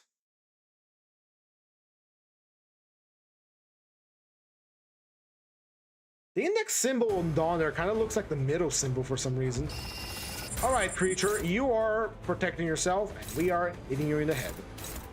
Actually, we're hitting you on the part that is marked, because we have 2 body parts. And if we hit you on your marked body part, we gain more grace of the prescripts.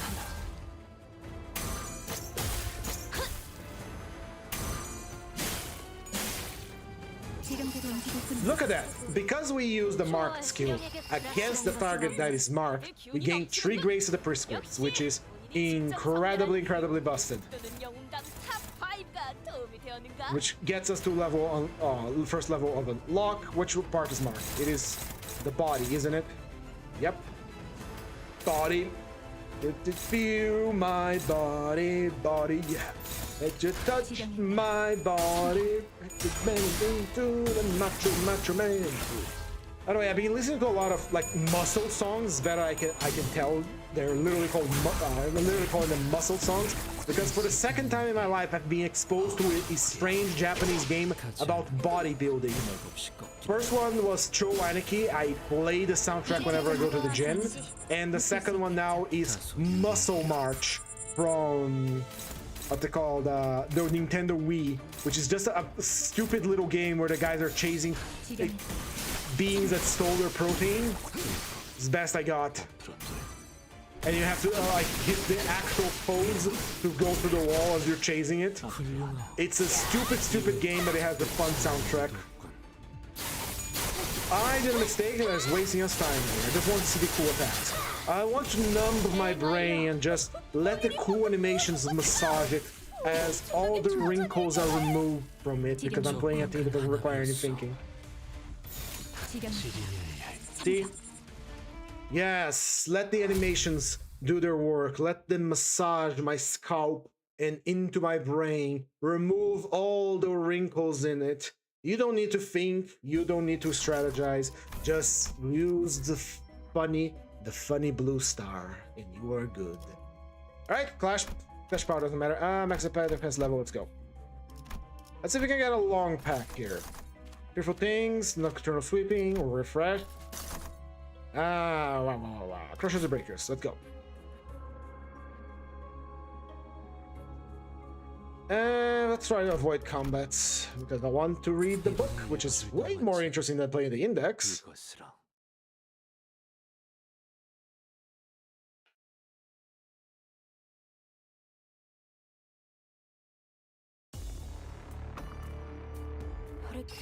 The middle is here to make good on their promise. Well, I think I will resist the blunt, actually.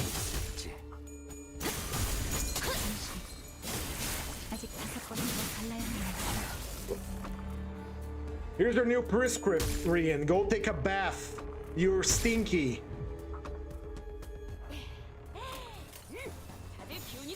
그대는 어디까지 가고 있을지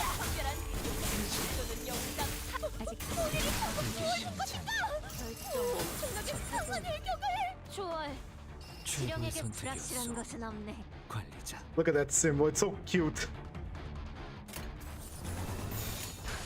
I can feel the ring. I can feel my thoughts slipping away through my nose as I play this thing, man.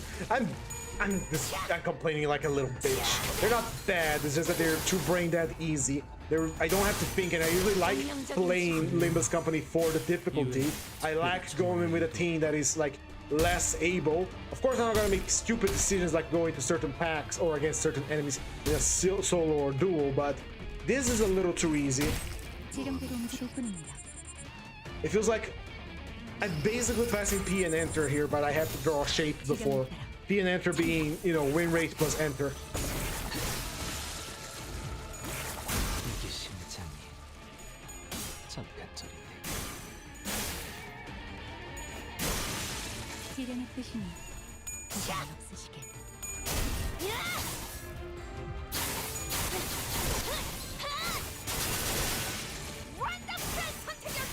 Look at her go.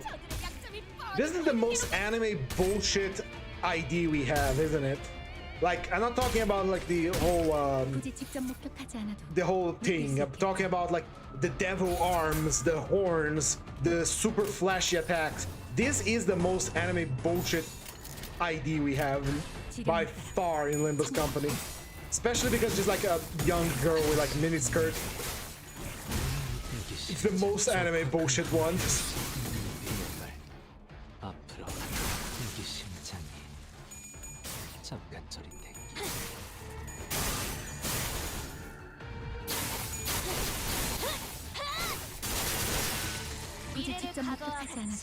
느낄 수 있겠죠.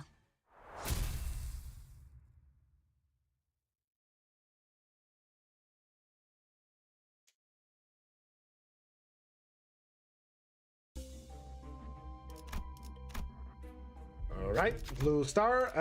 No, I don't want you. Goodbye. Never liked you, never will. Let's go here. Actually, if you go, we actually have 3 really powerful characters. If you go into focus battles, we can make use of Carmilla and make the dungeon a little faster. What about the block fleet proxy dunk who will use skill 3 without ego? That's just a thing she can do. Ah, these bastards! Time for a reckoning! 면밀히 짚어보기만 하는 게 어떤가 오만. Yeah. No, other thing that I noticed is both of these, all of these index IDs, they have the ability to increase their offense level ups and deal more damage. Remember how I said that offense level up also increases the amount of damage you do based on the difference between the target's defense level? That's why they do so much damage. They are raising both the damage raising attributes of an ID, offense level and damage ups. That's why they're insanely powerful and boring. Not saying that being a strong ID makes it boring, it's just that they're boring because to achieve this level of power you have to play in the most railroady way possible without doing anything clever, because if you don't do anything clever with them, if you try to do something clever with them, you are defying the prescript and you do not get your power-ups. Hey, if you like the index ID, is more power to you, but I don't like them. They taste like glue for me. 좋아해. 지령에게 불확실한 것은 없네. 예측할 수 없게.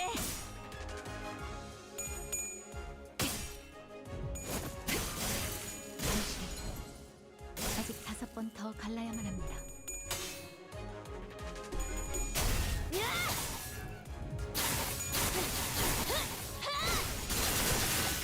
원더풀한 선택이었어, 나니! 지령의 뜻이 누가 못 쓰시게. 그랬었지.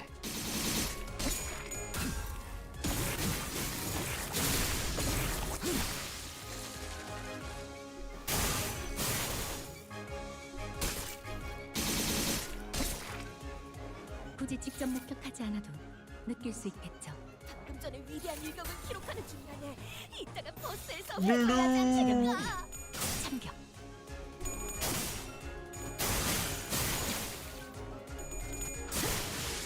지령의 뜻이니 유감은 없어. 운명적인 죽음을 볼일이 방금 뭘 본 것인가? 엄청나게 강한 일격. 이게 심장이 굳이 직접 목격하지 않아도 잠깐 저리. 느낄 수 있겠죠. Alright, another combat down. I want to read the book already, man. I might just start reading the book now. Oh, they're fighting. This is the level we're reaching here. Because, man, they're strong, they're capable, there's some level of intricacy to their kit, but it all boils down to really just follow the funny blue star and get your power up and you will be fine. But they're not interesting. They're not fun. Again, all that matters to me if the ID is fun to play or not. If it is not fun, why bother? I don't see myself using these IDs outside of I have to do an achievement with them. Really, that's all they're gonna be reduced to. Do I need to do an achievement with them? All right. Do I ever have to use this again? Probably not. Let's see. Throw that bolt in there. And it'd be cool if you could get our skill or fourth ability, but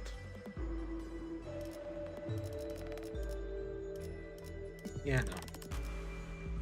I lost track of what I was doing. It is actually draining my brain. I'm not joking.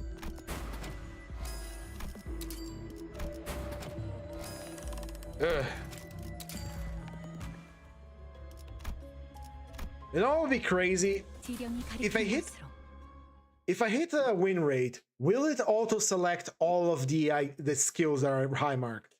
Because if that is the case, then congratulations, Index. You have been promoted to Mirror Dungeon Farm. It does. Look at this shit. It automatically selects the skills. Come on. Come the fuck on.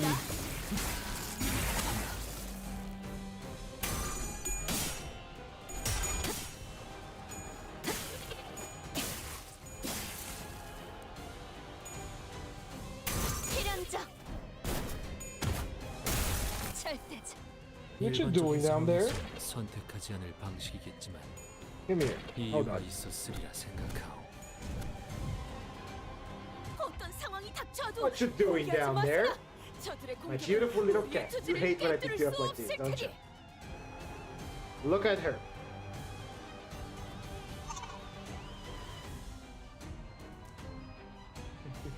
Oh, I love this cat. Oh, you do it. Go over here. Come on, go over here. Go over there. All right.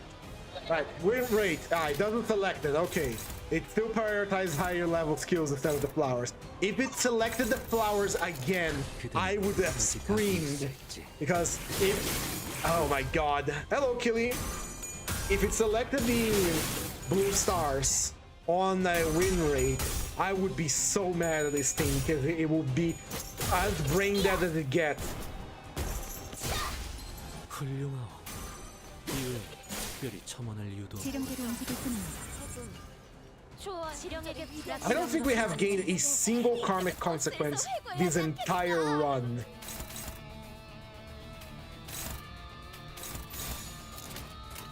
예측할 수 없게. Hermes announced to just mix up all of his character voice lines, so it doesn't matter if you're winning or losing, it's gonna randomly say something.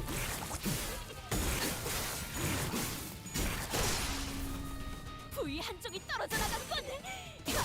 본인의 이제 모험에서도 직접 The frog has exploded. 느낄 수 있겠죠. Goodbye, Frogger. It's always nice to see you. Let's roll for a long pack here because I don't want to play with this thing anymore. I just want to read the Crime and Punishment. Give me more Starlight. Final power, offense power, and flash power. Here we go. Fresh. What's the boss for this man again? Oh, it's the tree of them. I never went this one. I always avoid this one. Let's go for this one. If it's all three bosses, I'll go with it. But if there we go. Listen to the breathing. Give me your nebulizer. It's mine now.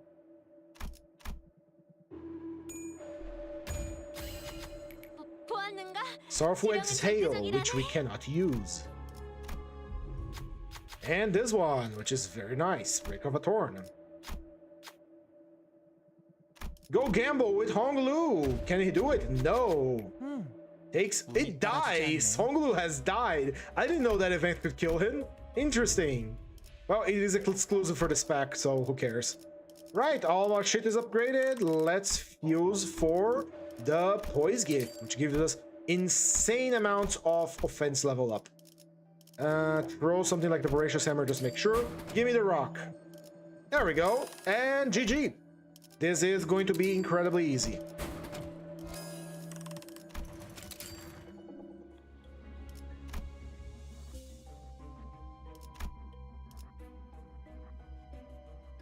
이번에도 지령의 뜻은 본인과 같고. Actually, line 3, it can be any three of those bosses. Okay, good.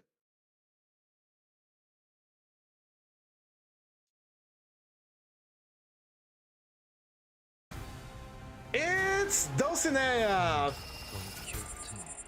All right, let's put these guys to the test. It's a good time. 칭찬해주겠어. It's a good time to put these guys to the test, right? 예측할 수 없게. Dulcinea is a very powerful boss.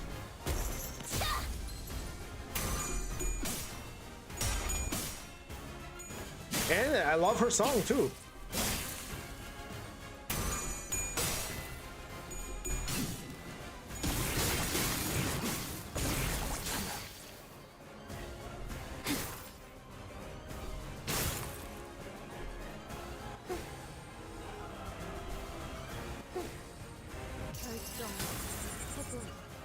좋아. 지령에게 Right, we are activated, and who is our target? It is Dulcinea herself.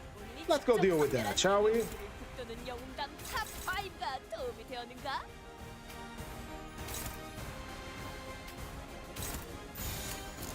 All right, my prescriptlings, go win your prescript. Go get powerful. 운명적인 죽음. 훌륭하오. 이외에 특별히 첨언할 이유도 없고.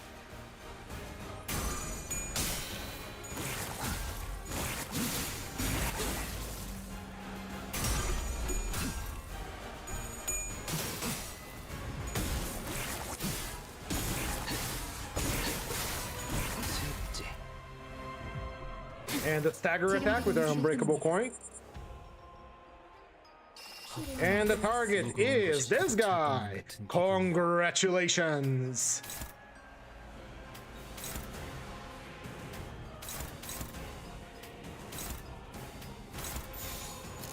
We're still missing a attack.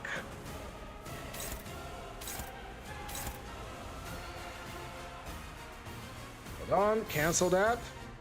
Attack's going here, attack's going here, attack's going here, attack's going here. All right, Dawn takes care of that. You take care of that, and you will take care of these two attacks. Very good, very nice. Don't need to get hit for nothing. If the attacks of Dosnea are just to buff the teammates next turn, they are likely to die in this turn. 대응 완료.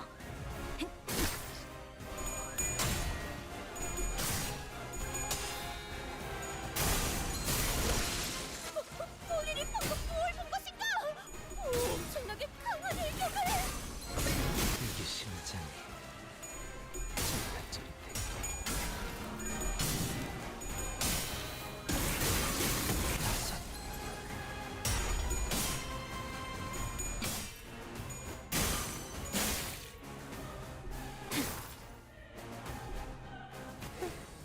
미래를 과거와 같이 She hits the trigger sinking. It's so funny. 끝이 어딨겠어. Alright, who's the target? It's that guy, right? Kill him! Kill him now!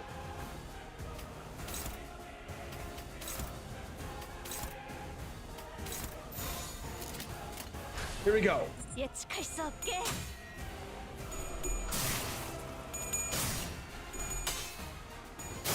그대 흔들려. 그대 흔들려. 앞으로 둘. 이게 심장이 잠깐 저릿대기.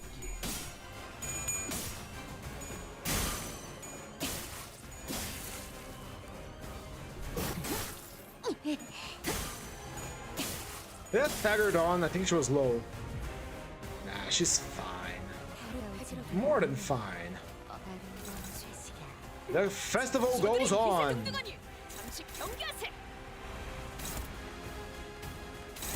Bum, bum, bum, bum. Bum, bum, bum, bum, bum, bum, bum, bum. 예측할 수 없게. She's about to get staggered and attacked one-sided by all being deck, so I think she's gonna die.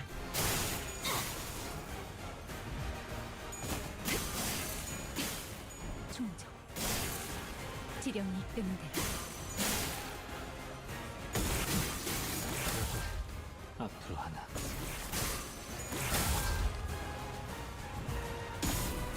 Yep, she's dead. 이게 심장이 We didn't forget to use Furioso. 느낄 수 있다. Again. 그들의 약점이 Oh, it's all the bosses. Goody goody gun drops. Oh, what the fuck? Oh my, this is unexpected. Encore, I see. Very well, I shall welcome this challenge. Let's see if all the shit I was talking about these IDs is going to hold true now. We have 6 units, we have 7 slots. Let's take care of them, shall we? Attack the marked target. Kill the marked target.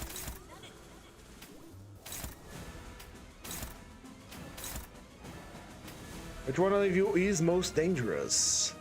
I'd say it's you. 그대는 어디까지 가고 있을지. This is not gonna end well for all of you.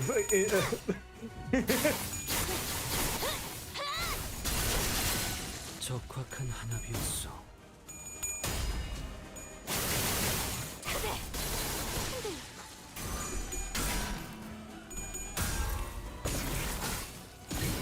이제 완료.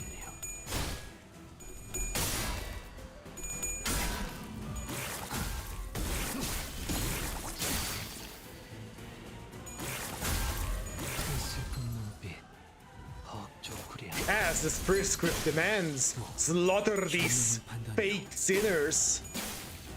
지리멸렬. 다소 유리하구려. I feel an ego coming up. Is there another wave? There is. So we're not gonna waste our stuff here. Crushing.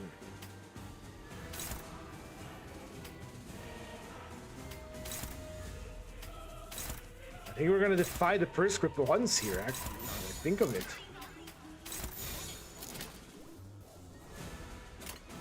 Rock and roll. 운명적인 죽음.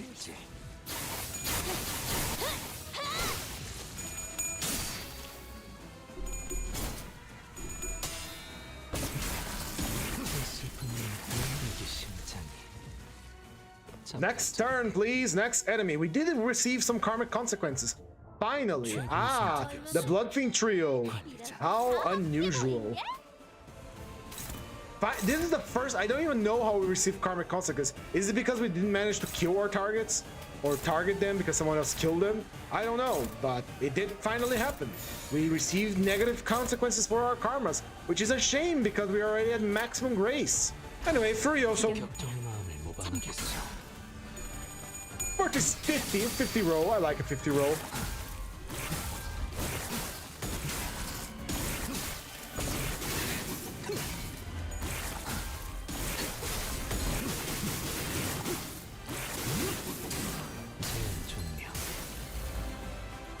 Stagger the barber.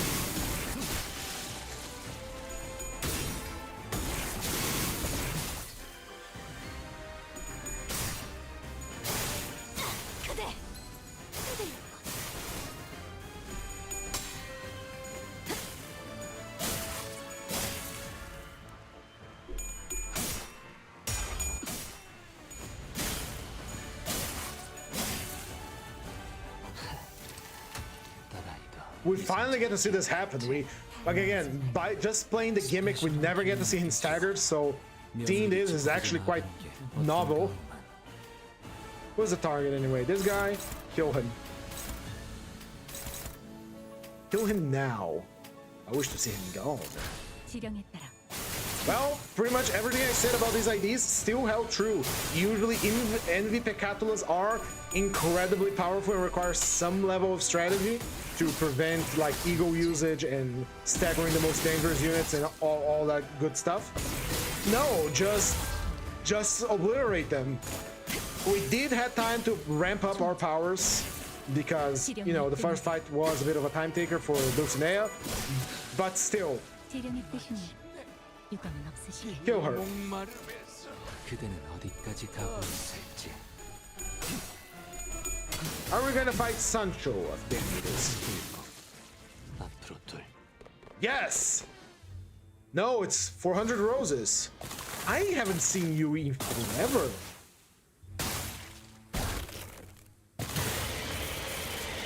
I don't know what your gimmick is. But in following the spirit of this string, I don't care. Furioso. And since you are the mark target, because there's only you, we always get to clash win. Actually, do you have two different body parts? You do, the head. Ah. Well, let's target the body part, which is the one that is marked. Here we go. 지령에 따라 헤르메스의 의지.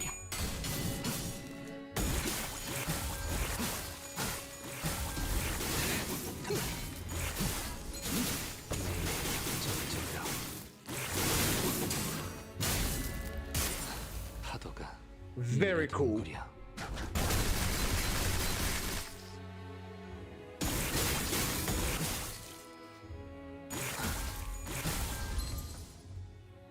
We already staggered ahead. Like I said, we're not reading. I don't remember this boss's gimmick, and I do not care. We are just going to target him with the blue roses and let the will of the city take us away. Nothing to do here. I am falling asleep slowly, and I want to read the book already.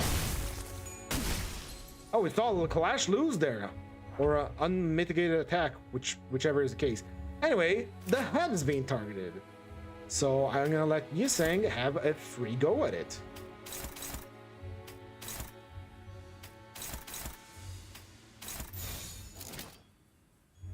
Here we go. 그대는 어디까지 가고 있을지.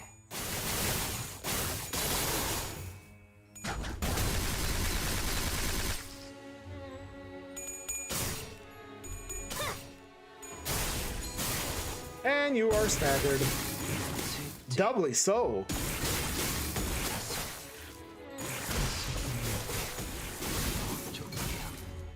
부위 한쪽이 떨어져 나갔군. The rose glows of the flood of blood, glistening in crimson. But even the inundation of blood wasn't enough. Its glossy eyes glowers at the cinema from between the petals. No. Fuck off.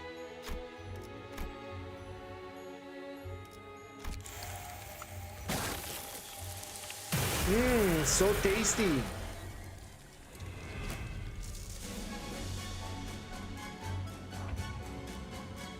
Ooh, it's doing something evil now. Brambles that yearn. Crazy, that's crazy. Any other attack that is not clashing against that, I want to see target on the staggered part that is marked for maximum damage and maximum punishment. Get to it, my sinners. Destroy this creature. 그대는 어디까지 가고 있을지. 이제 완료.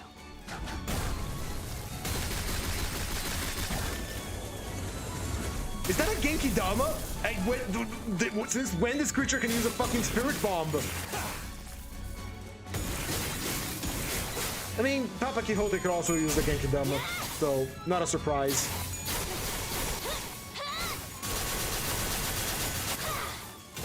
대응 완료.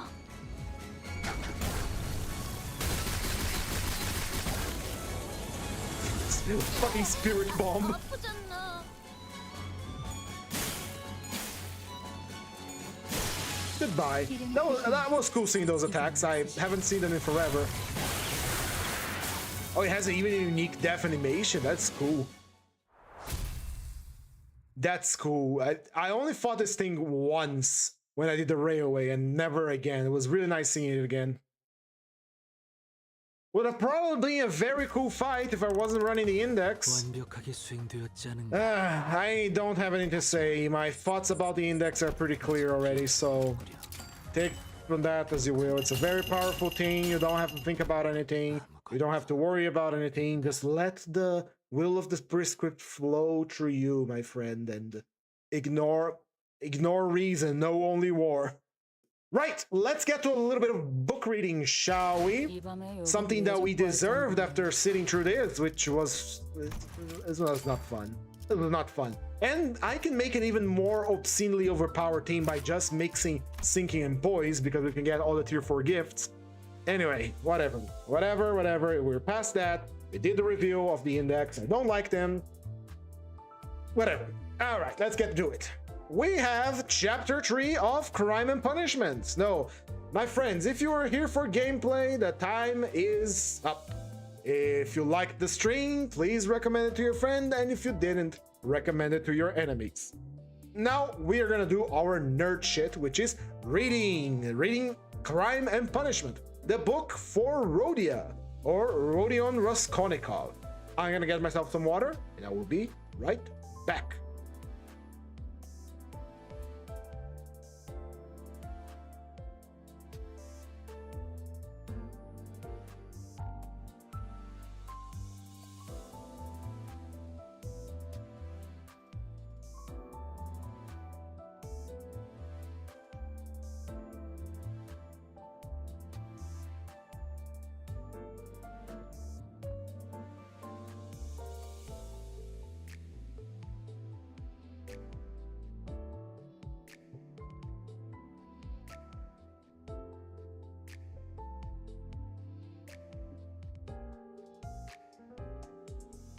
Right, water acquired. Let us begin our reading. There we go. Welcome, Roland. You're just in time for some book reading. Right. Chapter 3. So, last time in our adventure, our boy, Rodion Raskolnikov, went to the old moneylender's house to check out something. He was preparing himself to do something, kind of like scouting out the place. And with the money he managed to get from pawning off a what was called a pocket watch, he went to a tavern to drink. He never did that before. He didn't know why he felt like he was going to do that, but he went there nonetheless. and in there he met a man named Marmeladov. Marmeladov told him his life story, that he's pretty much a scumbag, and I hate him. In any case, Marmeladov dragged Raskolnikov to his home, where he met his daughter, who berated him, and as he was leaving, he left the change from his beer into the window, which was like a bit of money, because the family for Marmeladov had no money, and he admonished himself for doing that, because why the fuck am I doing that? I need the money more than they do, but still. Well, let's get started. Chapter 3. He woke up late next day after troubled sleep, but his sleep had not refreshed him. He woke up bilious, irritable, ill-tempered, and looked with hatred at his room. It was a tiny cupboard of a room about 6 paces in length. It had a poverty-stricken appearance, with its dusty yellow paper peeling off the walls, and the ceiling was so low that a man of just a little more than average height was ill at ease in it and kept feeling every moment that he would knock his head against the ceiling. The furniture was in keeping with the room. There were 3 old chairs, rather rickety, a painted table in the corner on which lay a few books and notebooks. The dust alone that lay thick upon them showed that they had been long untouched. A big clumsy sofa occupied almost the whole of one wall and half the floor space of the room. It was once covered with chintz, but now in rags, and served Raskolnikov as a bed. Often he went to sleep on it, as he was, without undressing, without sheets, wrapped in his old shabby student's overcoat, with his head on one little pillow under which he heaped up all the linen he had, clean and dirty by way of a bolster. A little table stood in front of the sofa. It would have been difficult to sink to a lower ebb of slovenliness, but to Raskolnikov, in his present state of mind, this was even agreeable. He had completely withdrawn from everyone, like a tortoise in its shell, and even the sight of the servant girl who had to wait upon him and looked sometimes into his room made him writhe with nervous irritation. He was in the condition that overtakes some monomaniacs, excessively concentrated upon one thing. His landlady had for the last fortnight given up sending him in meals, and he had still not yet thought of expostulating with her. Though he went without his dinner, Nastasia, the cook and only servant, was rather pleased at the tenant's mood and had entirely given up sweeping and doing his room. Only once a week or so she would stray into his room with a broom, and she woke him up now. "Get up! Why are you asleep?" she called to him. "It's past 9. I've brought you some tea. Want a cup? You must be starving." The tenant opened his eyes, started, and recognized Nastasia. "From the landlady, yeah?" he asked, slowly and with a sickly face, sitting up on the sofa. "From the landlady, indeed."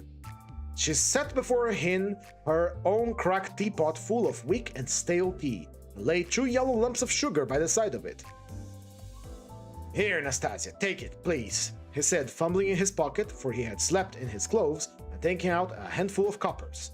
"Run and buy me a loaf, and get me a little sausage, the cheapest at the pork butcher's." "The loaf I'll fetch you this very minute, but don't you want some cabbage soup instead of sausage? It's great soup. Yesterday's. I saved it for you yesterday, but you came in late.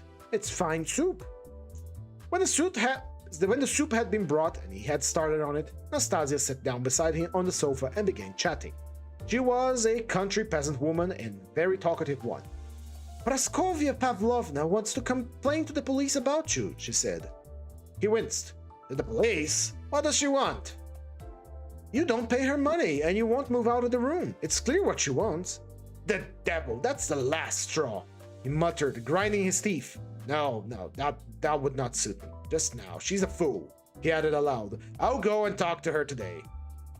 "Fool she is, and no mistake, just as I am. But why, if you're so clever, do you lie here like a sack and have nothing to show for it?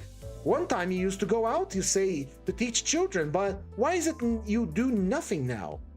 "I am doing," Raskolnikov began sullenly and reluctantly. "What are you doing?" "Work." "What sort of work?" "I am thinking," he answered seriously after a pause. Nastasia burst out laughing. She was given to laughter when anything amused her. She laughed inaudibly, quivering and shaking all over until she felt ill. "And have you made much money by your thinking?" she managed to articulate at last. One cannot go out to give lessons without boots, and who cares? Don't spit in a well. They pay so little for lessons, what's the use of a few coppers? He answered, reluctantly, as though replying to his own thought. And you want to get a fortune all at once? He looked at her strangely. Yes, I want a fortune, he answered firmly after a brief pause. Easy, easy, or you frighten me. Am I getting you the loaf or not? As you like. Ah, I forgot. A letter came for you yesterday when you were out. A letter? For me? From whom? I don't know, but I gave 3 kopecks of my own to the postman for it. Will you pay me back? Then bring it to me. For God's sakes, bring it, cried Raskolnikov, greatly excited. Good God! A minute later, the letter was brought to him, just as he thought, from his mother, from the province of R. It doesn't say the rest of it here. He even turned pale when he took it. It was a long while since he had received a letter, but another feeling also suddenly stabbed his heart. Nastasia, leave me alone for goodness sake. Here are your 3 kopecks, but for goodness sake make haste and go. The letter was quivering in his hand. He did not want to open it in her presence. He wanted to be left alone with this letter. When Nastasia had gone out, he lifted it quickly to his lips and kissed it. Then he gazed intently at the address, the small, sloping handwriting so dear and familiar of the mother who had once taught him to read and write. He delayed. He even seemed almost afraid of something. At last, he opened it. It was a thick, heavy letter weighing over 2 ounces. 2 large sheets of notepaper were covered with a very small handwriting. My dear Rhodia, wrote his mother, it's over 2 months since I last had talked with you by letter, which has distressed me and even kept me awake at night, thinking. But I am sure you will not blame me for my involuntary silence. You know how I love you. You're all we have to look to. Dunia and I you are our all, our one hope, our one mainstay. What a grief it was to me when I heard that you had given up the university some months ago. For want of means to support yourself and that you had lost your lessons and your other work. How could I help you out of my 120 rubles a year pension?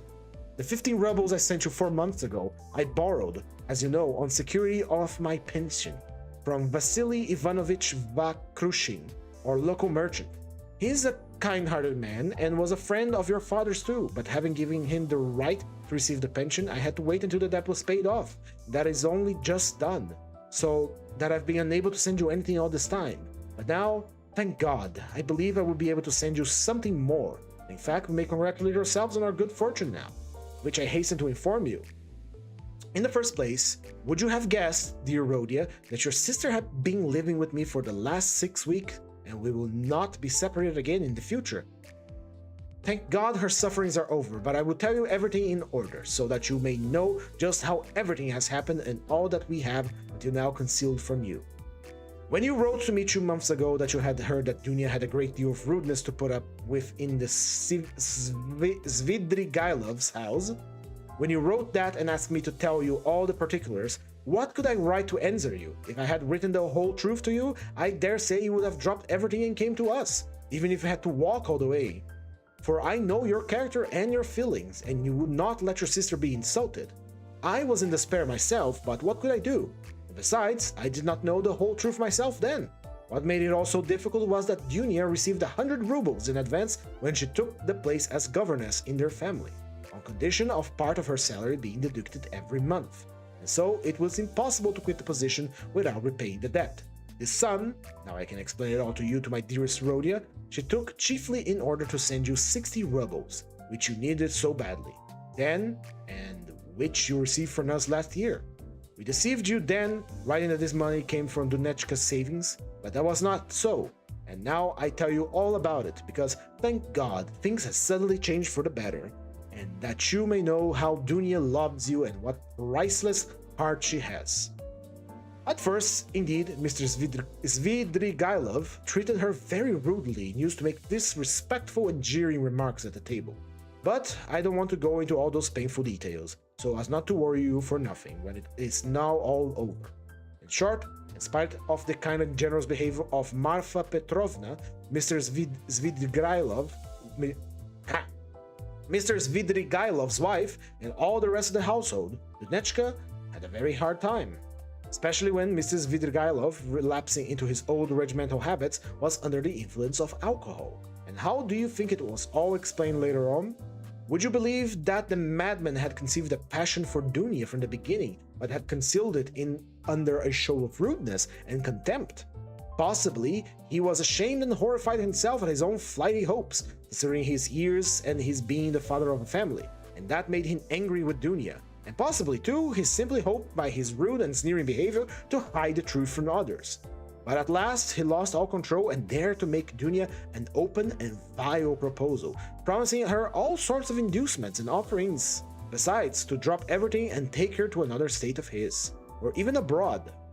You can imagine all she suffered. To leave her situation at once was impossible, not only on account of the money debt, but also to spare the feelings of Marfa Petrovna, whose suspicions would have been aroused. And then, Dunya would have been the cause of a discord in the family, and it would have meant a terrible scandal for Dunechka too, that would have been inevitable. There were various other reasons owing to which Dunya could not hope to escape from the awful house for another 6 weeks. You know Dunya, of course. You know how clever she is and what a strong will she has. Dunechka can endure a great deal, and even in the most difficult cases, her generous spirit helps her to retain her firmness. She did not even write to me about everything for fear of upsetting me, although we were constantly in communication. It all ended very unexpectedly. Marfa Petrovna accidentally overheard her husband imploring Dunya in the garden and putting quite a wrong interpretation on the situation, threw the blame upon her, believing her to be the cause of it all. Awful scene took place between them on the spot in the garden. Marfa Petrovna went so far to strike Dunya, refusing to hear anything, and was shouting at her for a whole hour, and they gave orders that Dunya should be packed off at once to me in a plain peasant's cart, into which they flung all of her things, her linen and her clothes, all pell-mell, without folding it up and packing it. And a heavy shower of rain came on too, and Dunya, insulted and put to shame, had to drive with a peasant in an open cart all the 17 versts into town. Only think now, what answer could I have sent to the letter I received from you 2 months ago, and what could I have written? I was in despair. I dare not write to you the truth because you would have been very unhappy, chagrined and indignant, and yet what could you do? You could only perhaps ruin yourself, and besides Dunechka would not allow it, and I could not fill up my letter with trifles when my heart was so full of sorrow. For a whole month the town was full of gossip about the scandal, and it came to the point that Dunya and I dare not even go to the church on account of the contemptuous looks, whispers, and even remarks made aloud about us. All of our acquaintances avoided us, nobody even bowed to us in the street, and I learned that some store assistants and clerks were intending to insult us in a shameful way, smearing the gates of our house with tar, so that the landlord began to tell us that we must leave. The cause of all this was Marfa Petrovna, who managed to slander Dunya and throw dirt at her in every family. She knows everyone in the neighborhood, and that month she was continually coming into town, and as she is rather talkative and fond of gossiping about her family affairs, and particularly of complaining to all and each of her husband, which is not at all right, so in a short time she had spread her story not only in the town but over the whole surrounding district. It made me ill, but Dunechka was firmer than I was, and if only you could have seen how she endured it all and tried to comfort me and cheer me up. She is an angel, but by God's mercy our sufferings were cut short. Mr. Svidrigailov returned to his senses and repented, and, probably feeling sorry for Dunya, he laid before Marfa Petrovna a complete and unmistakable proof of Dunechka's innocence, in the form of a letter Dunya had been forced to write and give to him before Marfa Petrovna found it in the garden. This letter, which remained in Mr. Svidrigailov's hands after her departure, she had written to refuse personal explanations and secret meetings on which he was insisting. In that letter, she reproached him with great heat and indignation for the baseness of his behavior. In regard to Marfa Petrovna, reminding him that he was the father and head of a family, and telling him how vile it was of him to torment and make unhappy a defenseless girl, unhappy enough already. Indeed, dear Rhodia, the letter was so nobly and touchingly written that I sobbed when I read it, and to this day I cannot read it without tears. Moreover, the evidence of the servants too cleared Dunya's reputation. They had seen and known a great deal more than Mr. Svidrigailov's had himself supposed, as indeed is always the case with servants.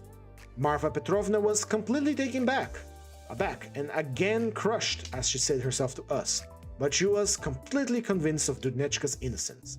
The very next day, being Sunday, she went straight to the cathedral, knelt down, and prayed with tears to Our Lady to give her strength to bear this new trial and to do her duty. Then she came straight from the cathedral to us, told us the whole story, wept bitterly, and fully penitent, she embraced Dunya and besought her to forgive her.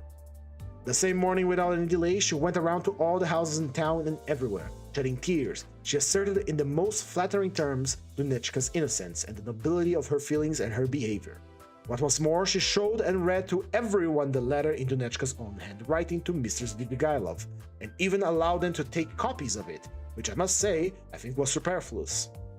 In this way, she was busy for several days in a row, in driving about the whole town, and some people had taken offense that precedence was given to others, and thus they had to take a turn, so that in every house she was expected before she arrived, and everyone knew that on such and such a day Marfa Petrovna would be reading the letter in such and such place, and people assembled for every reading of it. Even those who had heard it several times already, both in their own houses and in other people's, taking turns. In my opinion, a very great deal of all this was unnecessary, but that's Marfa Petrovna's character. Anyway, she succeeded in completely reestablishing Dunechka's reputation, and the whole vileness of this affair rested as an indelible disgrace upon her husband, as the first person to blame, so that I really began to feel sorry for him. He was really treating the madcap too harshly. Dunya was at once asked to give lessons in several families, but she refused. In general, everyone suddenly began to treat her with marked respect. All this did much to bring about the unexpected event by which, one may say, all our fate is now transformed. You must know, dear Rhodia, that Dunya has a suitor, and that she has already consented to marry him, of which I hasten to tell you as soon as possible. And though the matter has been arranged without asking your consent, I think you will not be aggrieved with Sorry about that. She has already consented to marry him, of which I hasten to tell you as soon as possible. And though the matter has been arranged without asking your consent, I think you will not be aggrieved with me or with your sister on that account, for you will see that it would have been impossible for us to wait and put off our decision until we heard from you. And you could not have been judged all the facts without being on the spot. This was how it happened. He is already in the rank of a court counselor, Peter Petrovich Luzin, and is distantly related to Marfa Petrovna, who has been very active in bringing that match about.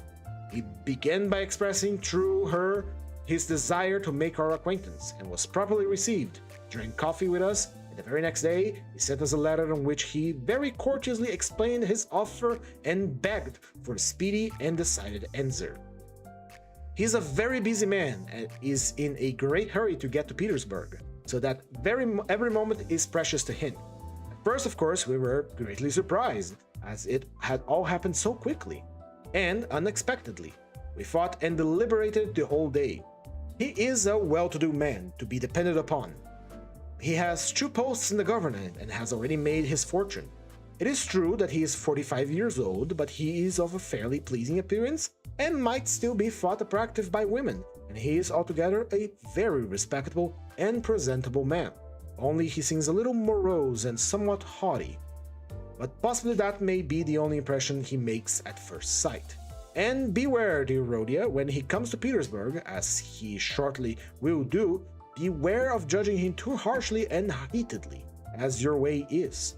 If there is anything you do not like in him at first sight, I say this just in case, although I feel sure that he will make a favorable impression upon you.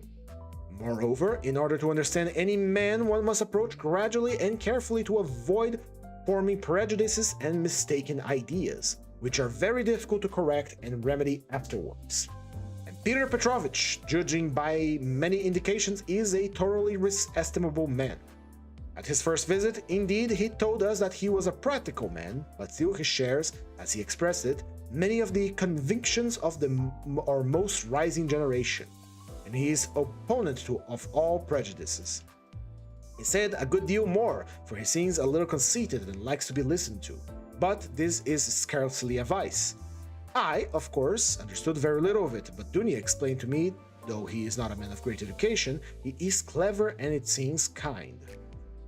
You know your sister's character, Rhodia. She is a resolute, sensible, patient, and generous girl, but she has an ardent heart, as I know very well. Of course, there is no great love either on his side or on hers, but Dunya, while a clever girl, is also a noble creature, like an angel, and will make it her duty to make her husband happy, who, on his side, will make her happiness his care, of which we have no good reason to doubt. Though it must be admitted the matter has been arranged in great haste. Besides, he is a man of great prudence, and he will see, to be sure, for himself that his own happiness will be the more secure. The happier Dunechka is with him, and as for some defects of character, for some habits, and even certain differences of opinion, which indeed are inevitable even in the happiest of marriages, Dunechka has said that, as regards all of that, she relies on herself, that there is nothing to be uneasy about, and that she is ready to put up with a great deal, if only their future relationship can be an honest and honorable one. He struck me too, for instance, at first as a rather abrupt, but that may well come from his being an outspoken man, and that is no doubt how it is. For instance, at his second visit, after he had received Dunya's consent in the course of conversation, he declared that before making Dunya's acquaintance, he had made up his mind to marry a girl of good reputation, but without dowry, and above all, one who had experienced poverty. Because, as he explained it, a man ought not be indebted to his wife, but that it is better for a wife to look upon her husband as her benefactor. I must add that he expressed it more nicely and politely than I have done, for I have forgotten his actual phrases, and only remembers the meaning. Besides, it was obviously not said of design, but slipped out in the heat of conversation, so that he tried afterwards to correct himself and smooth it over. But all the same, it did strike me as somewhat rude, and I said so afterwards to Dunya. But Dunya was vexed and answered that words are not deeds, and that, of course, is perfectly true. Nachka did not sleep all night before she made up her mind, and thinking that I was asleep, she got out of bed and was walking up and down the room all night. At last, she knelt down before the icon and prayed long and fervently, and in the morning, she told me that she had decided. I have mentioned already that Peter Petrovsky is setting off for Petersburg, where he has a great deal of business, and he wants to open a legal bureau in Petersburg. He has been occupied for many years in conducting various lawsuits and cases, and only the other day he won an important case. He has to be in Petersburg because he has an important case before the Senate. So Rhodia dear, he may be of the greatest use to you, in every way indeed. Dunya and I have already agreed that from this very day you could definitely enter upon your career and might consider that your future is marked out and assured for you. Oh, if only this comes to pass. This would be such a benefit that we could only look upon it as a providential blessing. Dunya is dreaming of nothing else. We have even ventured already to drop a few words on the subject to Peter Petrovich. He was cautious in his answer and said that, of course, as he could not get on without a secretary, it would be better to be paying a salary to a relation than to a stranger. If only the former were fit for the duties, of course, as though there could be any doubt of you being fit. But then, he expressed doubts whether your studies at the university would leave you time for work at his office. The matter was dropped for the time, but Dunya is thinking of nothing else now. He has been in a sort of fever for the last few days, and has already made a whole plan for your becoming in the future an associate and even a partner in Peter Petrovich's law business, which might well be, seeing that you yourself are a student of law. I am in complete agreement with her. Rhodia and I share her. And I am in complete agreement with her, Rhodia, and share all of her plans and hopes. I think there is every probability of realizing them, and in spite of Peter Petrovich's evasiveness, very natural at the present, since he does not know you, Dunya is firmly persuaded that she will gain everything by her good influence over her future husband. This she is sure of. Of course, we are careful not to talk of any of these more distant dreams to Peter Petrovich, especially of you becoming his partner. He is a practical man and might not take this very coldly. It might all seem to him simply a daydream. nor has either Dunya or I breathed a word to him of the great hopes we have of his helping us to assist you with money while you are at the university. We have not spoken of it in the first place because it will come to pass of itself later on, and he himself will no doubt without wasting words offer to do it, as though he could refuse Dunechka that. The more readily since you may be by your own efforts become his right hand in the office and receive this assistance not as charity but as a salary earned by your own work. Dunechka wants to arrange it all like this, and I quite agree with her, and we have not spoken of our plans for another reason. That is because I particularly wanted you to feel on equal footing when you first meet him. When Dunya spoke to him with enthusiasm about you, he answered that one could never judge of a man without seeing him up close for oneself, and that he would leave it to himself to form his own opinion when he makes your acquaintance. Do you know, my dearest Rodia, I think that perhaps for some reasons, nothing to do with Peter Petrovich though, simply for my own personal, perhaps even old womanish whims, I will do better to go on living by myself after the wedding, apart than with them. I am convinced that he will be generous and delicate enough to invite me and to urge me not to part with my daughter for the future. And if he has said nothing about it until now, it is simply because it has been taken for granted. But I shall refuse. I have noticed more than once in my life that mothers-in-law aren't quite to husbands' liking, and I don't want to be a least bit in anyone's way, and for my own sake too, would rather be quite independent, so long as I have a crust of bread of my own and such children as you and Dunechka. Possible, I would settle somewhere near you both, for the most joyful piece of news, dear Rodia, I have kept for the end of my letter. Know then, my dear boy, that we may, perhaps, be all together in a very short time and may embrace one another again after a separation of almost 3 years. It is settled for certain that Dunya and I are to set off for Petersburg. Exactly when, I don't know, but in any case, very soon, even possibly in a week. It all depends on Peter Petrovich, who will let us know when he had time to look around him in Petersburg. To suit his own arrangements, he is anxious to have the ceremony as soon as possible, even before the fast of Our Lady, if it could be managed, or if that is too soon to be ready, immediately after.